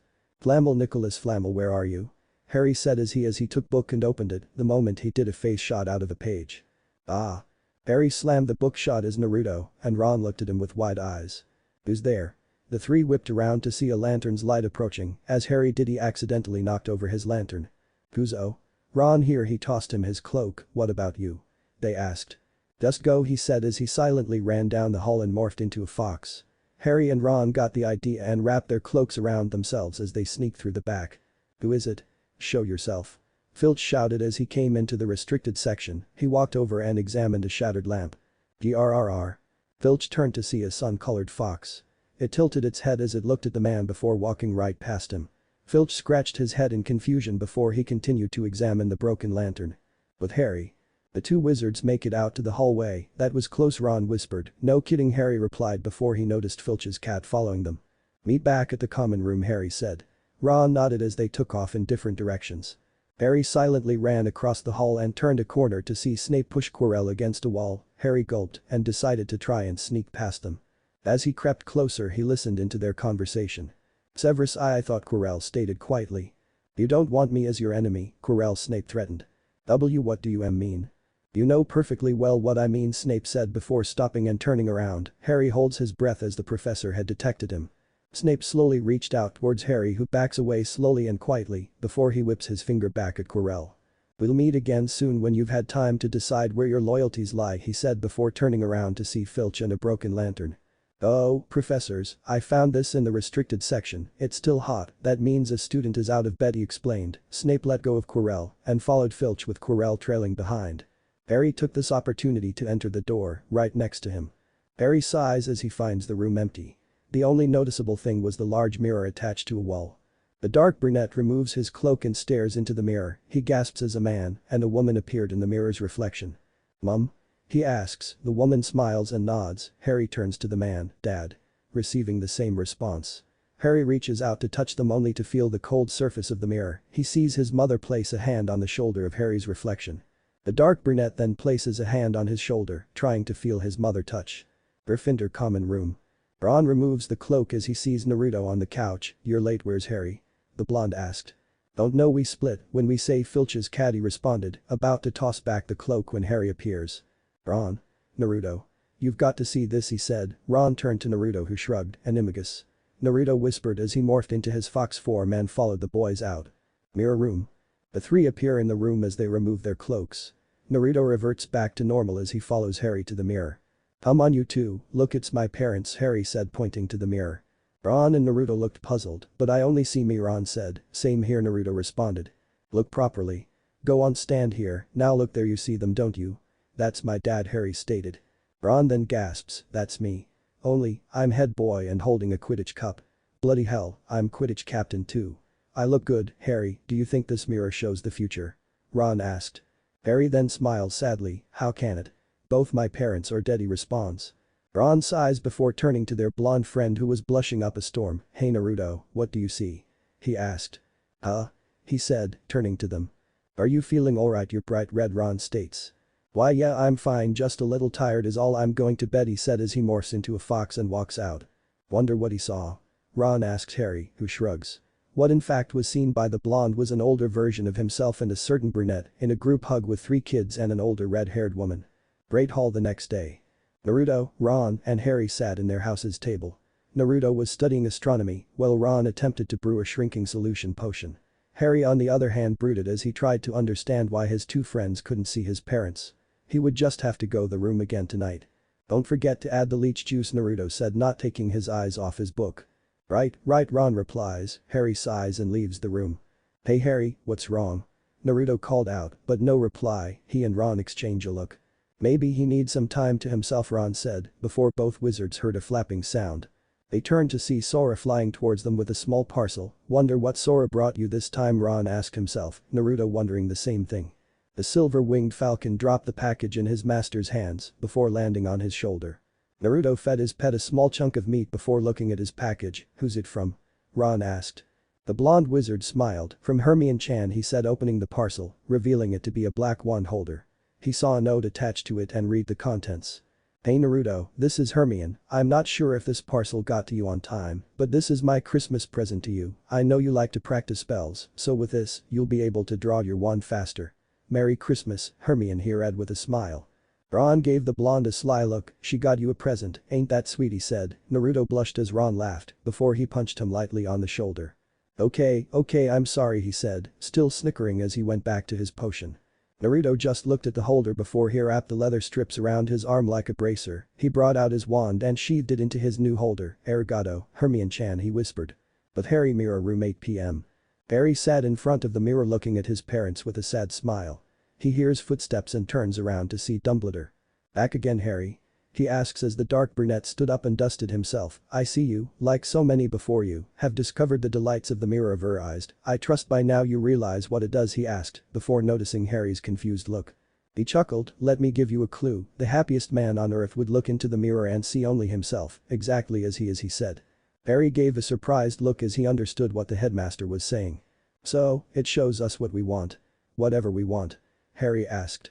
Yes and no, it shows us nothing more or less than the deepest, most desperate desires of our hearts.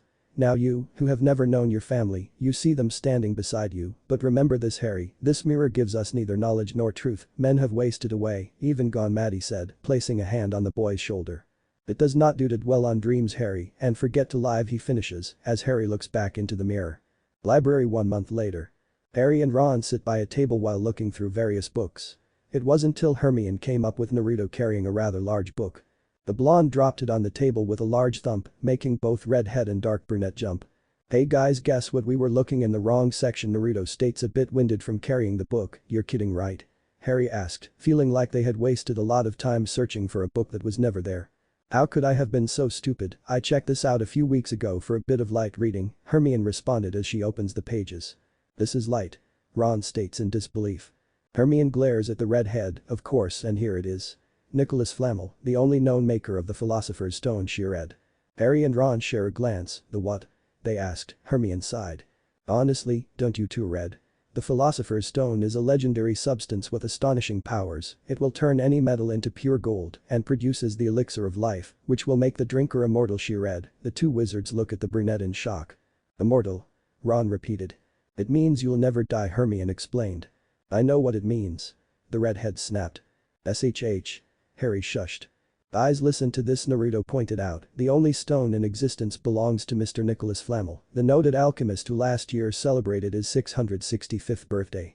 Don't you guys see, that's what's fluffy guarding on the 3rd floor, that's what's under the trapdoor, the Philosopher's Stone, Naruto explained. The four mages looked amongst each other. If they wanted to get information, Hagrid's was the place to go. That night, Hagrid's hut. The four wizards ran towards the hut as they avoided Filch. Harry knocks on the door several times before Hagrid opens, who by the way wore an apron and oven mitts. Hagrid looks at the four. Oh, hello. Sorry, don't wish to be rude, but I'm in no fit state to entertain today, the half-giant said before closing the door on them. We know about the Philosopher's Stone, they all stated. Hagrid reopened the door. Oh, he said before letting them all in. We think Snape's trying to steal it, Harry began. Hagrid just looked at the dark brunette in disappointment. Snape. Blimey, Harry, you're not still on about that, are you? He asked. Hagrid, we know it's the stone, we just don't know why. Naruto stated.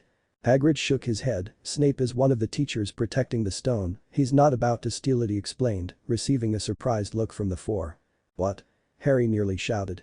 You heard right, come on, now I'm a bit preoccupied today, he said, as his bloodhound Fang began to sniff Ron and Naruto. Wait a minute, one of the teachers? Naruto asked, as Fang tried to lick his face. Hermione sat down in one of Hagrid's chairs, of course. There are other things defending the stone, aren't there? Spells. Enchantments? Hermione asked, receiving a nod from the half-giant. That's right, waste of bloody time if you ask me, he replied.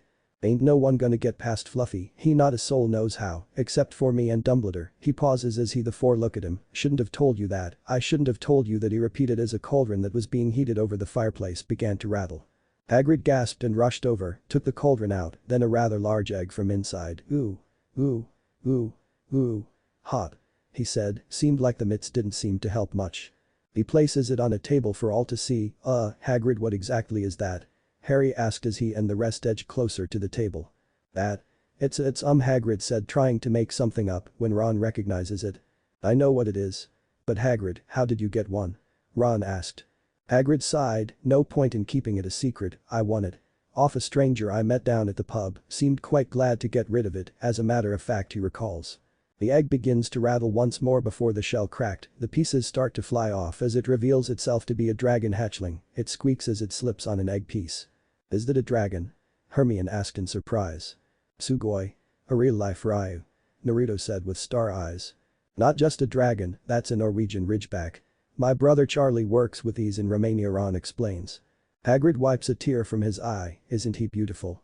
Oh, bless him, look, he knows his mummy, hello Norbert, the dragon squeaks as it stares at Hagrid. The four turn to Hagrid. Norbert. Yeah, well, he's got to have a name, doesn't he? Hagrid responds. The group laughs. Don't you, Norbert? Dead-headed, Hagrid says as he raises a finger back and forth across the dragon's chin. The hatchling backs away slightly before it hiccups a fireball into Hagrid's beard. The half-giant uses the oven mitt to put it out the flames. "Well, he'll have to be trained up a bit, of course," he said as he manages to douse the flame, that is until he sees someone by the window. "Who's that?" he said, making the four whip their line of sight to the window. The person jumps and runs away. "Malfoy," Harry growls. "Oh, dear," Hagrid states. The four find themselves leaving the hut and heading back towards their dorm. "Hagrid always wanted a dragon, he told me so the first we met him," Harry explained. "Oh yeah," Naruto remembered. "It's crazy and worse," Malfoy knows, Ron said. "I don't understand, is that bad?" Harry asked, receiving a nod. They were about to enter the staircase when they were stopped by McGonagall, who was in her nightgown. "Good evening," she said. The group sees Malfoy behind her giving them a smirk. "Team Naruto," whispered. McGonagall's office. The elder witch sat at her desk eyeing the four students, while Malfoy stands several feet away smirking. McGonagall shakes her head. "Nothing, I repeat, nothing gives a student the right to walk about the school at night, therefore as punishment for your actions, 50 points will be taken," she said, shocking the four. "50? Harry stutters. "Each, and to ensure it doesn't happen again, all 5 of you will receive detention," she states. Malfoy nods, but then loses his smirk. "Excuse me, Professor, perhaps I heard you wrong, I thought you said the 5 of us," he asked. McGonagall shook her head. "No, you heard me correctly, Mr. Malfoy. You see, as honorable as your intentions were, you two were out of bed after hours. You will serve detention with your classmates," she states. Harry, Ron, Naruto, and Hermione smile while Draco sags. The next day, 8:30 p.m. Naruto, Hermione, Harry, Ron, and Malfoy find themselves being led towards Hagrid's hut by Filch. "The pity they let the old punishments die. There was a time detention would find you hanging by your thumbs in the dungeon. God, I miss the screaming," Filch said. Draco gulps, while Hermione backs away from the man and closer to her blonde friend. "You'll be serving detention with Hagrid tonight," he said. The Gryffindor wizards eased up a little. "He's got a little job to do inside the dark forest," Filch states, as they all see Hagrid walking out of his hut carrying a crossbow while sniffling. "A sorry lot this, Hagrid. Oh good God, man, you're not still about that bloody dragon, are you?" he states. Hagrid wipes the incoming tears. "Norbert's gone, Dumbledore sent him to Romania to live in a colony," he explained. "Isn't that a good thing?" Naruto says. "Yes, he'll be with his own kind," Hermione supports. "Yeah, but what if he don't like Romania?" Hagrid states, while Filch rolls his eyes. "What if the other dragons are mean to him? He's only a baby, after all," he sobs. "Oh, for God's sake, pull yourself together, man, you're going into the forest after all, got to have your wits about you," Filch pointed with an annoyed tone. "The forest? I thought that was a joke. We can't go in there, students aren't allowed, and there's they all heard a wolf's howl, werewolves," Malfoy stated. Filch smirks. "There's more than werewolves in those trees, lad, you can be sure of that," he said, getting Draco more scared than he already is. "Nighty-night," Filch said before walking away. Hagrid pulls himself together. "Right, let's go," he said as he led them all into the forest. Naruto pulled out his wand. They all look at him. "What, I don't want anything jumping on me, especially when Hagrid's the only one with a crossbow," he said. They all nodded and brought out their wands. 20 minutes into the forest, they came across a small silvery puddle. Hagrid kneels down and dips his thumb and index finger into the puddle. He pulls it out and rubs them together. "Hagrid, what is it?" Harry asked. "What we're here for, see that?" he says, showing them his fingers. "That's unicorn's blood, that is. I found a dead one a few weeks ago, now this one's been injured bad by something," he said. The 5 wizards crowd the half-giant as they look at the silver blood. Harry gets up and notices a large cloaked figure walking through the trees. "So it's our job to find the poor beast." Hagrid gets up and turns to the young wizards. "Ron, Hermione, you'll come with me," he ordered. "Okay," Ron said weakly. "And Harry, you'll go with Naruto and Malfoy," he says. The blonde and dark brunette give a nod, while Draco grimaces. "Okay, then I get Fang," Malfoy states. Hagrid shrugs. "Fine, just so you know he's a bloody coward," he said before walking off with Ron and Hermione as Fang starts to whimper. Half an hour later. The 3 wizards continue their trek through the forest, Fang leading and Draco holding the lamp. "You wait till my father hears about this is servant stuff," Draco complained. "Oh, what are you going to tell them, that you had to back out because you were too scared to go into the woods in the dark?" Naruto mocked. "Honestly, Malfoy, if I didn't know any better I'd say you're scared." Harry doing the same. "Scared, Potter? Ha, yeah right, come on Fang," Draco scoffs as he walks faster. The group continue to walk until they reach a flat ground with several roots ingrained. Fang stops and growls. "What is it, Fang?" Harry asked, gripping his wand, along with Naruto. They walk closer for a better look, only to see a cloaked figure crouched over a dead unicorn as it drank its blood. "What the hell is that?" Naruto whispers as quietly as he could.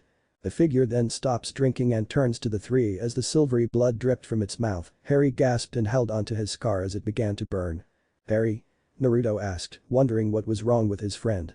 Draco, who was visibly shaking, "Ah." He ran away with Fang. The figure slides over the unicorn and rises up. It begins to advance over to Harry. "Stay back. Expelliarmus." Naruto calls out as he aimed his wand and shot out a violet stream of magic at the cloaked figure, knocking it back a few feet. "Harry, come on." Naruto shook his friend as he fell to his knees clutching his scar. Naruto looks at the figure as it got back up and advanced forward. The blonde aims his wand again, only to hear hoofbeats. "Nani?" he said as a centaur leaps over the two. The horseman rears its hind legs, causing the figure to flee. The pain exceeds as Harry begins to breathe normally. He looks up at the centaur as it trotted towards them. "Harry Potter, you must leave. You are known to many creatures here. The forest is not safe at this time, especially for you," the centaur stated. Naruto helps his friend up. "What was that thing you saved us from?" he asked. The centaur looks back at the dead unicorn, a monstrous creature. "It is a terrible crime to slay a unicorn. Drinking the blood will keep you alive, even if you are an inch away from death, but at a terrible price. You have slain something so pure that the moment the blood touches your lips, you will have a half-life, a cursed life," it explained. "But who would choose to live like that?" Naruto asked. "Can you think of no one?" the centaur asked back. "Do you mean to say that the thing that killed the unicorn that was drinking its blood, that was Voldemort?" Harry asked worryingly. Naruto looked at his friend in shock. That explained why it came for him. "Do you know what is hidden in the school at this very moment?" it asked. Naruto and Harry went wide-eyed. "The Philosopher's Stone," they said. As they heard Fang bark, the duo turned to see Hagrid, Hermione, Ron, and Draco walking up to them. "Are you alright?"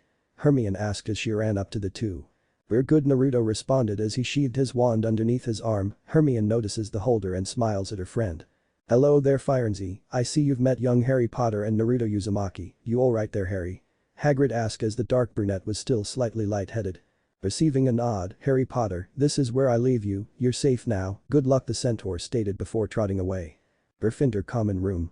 Harry stand by the fireplace while the other three sit around him. The dark brunette explained the events that took place just minutes ago.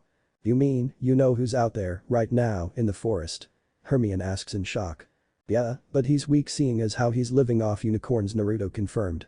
"It all makes sense now." They turned to Harry. "We had it wrong. Snape doesn't want the stone for himself. He wants it for Voldemort. With the elixir of life, Voldemort will be strong again.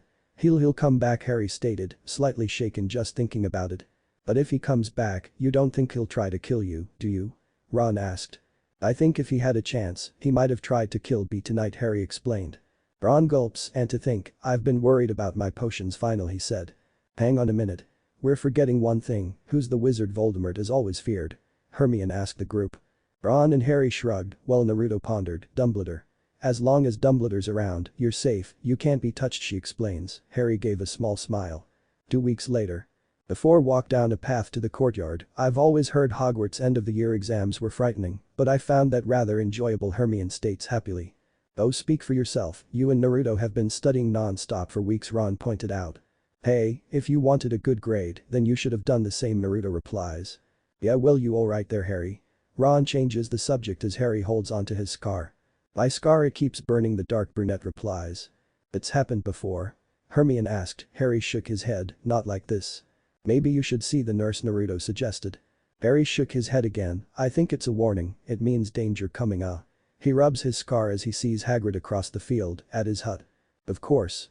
Harry yelled before he broke out running towards the hut. Naruto, Hermione, and Ron exchange a look before running after the dark brunette. "Harry, what is it?" Ron asked. "Don't you think it's a bit odd that what Hagrid wants more than anything is a dragon, and a stranger shows up and just so happens to have one?" He responds and slows down as they approach the hut. They see Hagrid outside playing a flute. "I mean, how many people wander around with dragon eggs in their pockets? Why didn't I see it before?" Harry said as they approached Hagrid. The three wizards then realized that as well, no one's dumb enough to walk around with a dragon, that it just caused panic. "Hagrid, who gave you the dragon egg?" Harry asked. The half-giant stopped playing and turned to the group. "What did he look like?" Harry asked. Hagrid shrugged. "I don't know, I never saw his face, he kept his hood up," he replied. Naruto narrowed his eyes. "The stranger, though you and he must have talked," he interrogated. "Well, he wanted to know what sort of creatures I looked after. I told him, I said after Fluffy, a dragon's gonna be no problem," the half-giant replied. "And did he seem interested in Fluffy?" Harry asked. Hagrid nodded. "Well, of course he did, was interest in Fluffy. How often do you come across a three-headed dog, even if you're in the trade? But I said, the trick with any beast is to know how to calm him. Take Fluffy for example. Just play him a bit of music and he falls straight to sleep, Hagrid explained before his jaw dropped. The 4 students were agape. I shouldn't have told you that, he said before they took off. Where are you going? Wait. Hagrid called back. McGonagall's class. The 4 run through the hallway and into the Elder Witch's class, surprising her as they stopped at her desk. Naruto wasn't at all winded, spoke up, we need to see Professor Dumbledore immediately. He said. McGonagall shook her head, I'm afraid Professor Dumbledore is not here, he received an urgent owl from the Ministry of Magic and left immediately for London, she explained. Harry walked up, he's gone. Now. But this is important. He looks around to see if anybody was listening. It's about the Philosopher's Stone, he whispered. The Elder Witch looked at the group in shock. How do you know, she asked. Someone's going to try and steal it, he responded. McGonagall shook her head, I don't know how you 4 found out about the stone, but I can assure you it is perfectly well protected. Now would you go back to your dormitories? Quietly, she ordered. The group sighed and left the class. Harry shook his head as they walked down the hall. That was no stranger Hagrid met in the village, it was Snape, which means he knows how to get past Fluffy, he states. And with Dumbledore gone, Hermione says as Snape appears behind them. Good afternoon, he said, making the 4 jump. Now, what would 4 young Gryffindors such as yourselves be doing inside on a day like this? He asks. We were just, Hermione and Ron babble. You want to be careful, people will think you're up to something, he said as Harry glares madly at him. Naruto was actually observing the man for anything odd. Snape shook his head and took his leave. Now what do we do? Hermione asks. We go down the trapdoor tonight, Harry proclaims. Naruto, Hermione, and Ron exchange a look before agreeing. Meanwhile, Konoha. It was a quiet day in the village of Konohagakure no Sato. Why is that, you ask? It was because a certain red-haired woman had massacred over 80% of the population, that including the civilian council. The only ones left alive were the Hyuga, Nara, Yamanaka, Saratobi, Akamichi, Inuzuka, Aburam clans, and several very lucky civilians. Ashina sat on top of her husband's stone head as she looked down into the near-empty village, her clothes stained in blood. She looked down as tears began to escape her eyes. She was alone again. Or so she thought. What if neglected Naruto parseltongue Harry Potter end here, and thanks for watching my video till the end.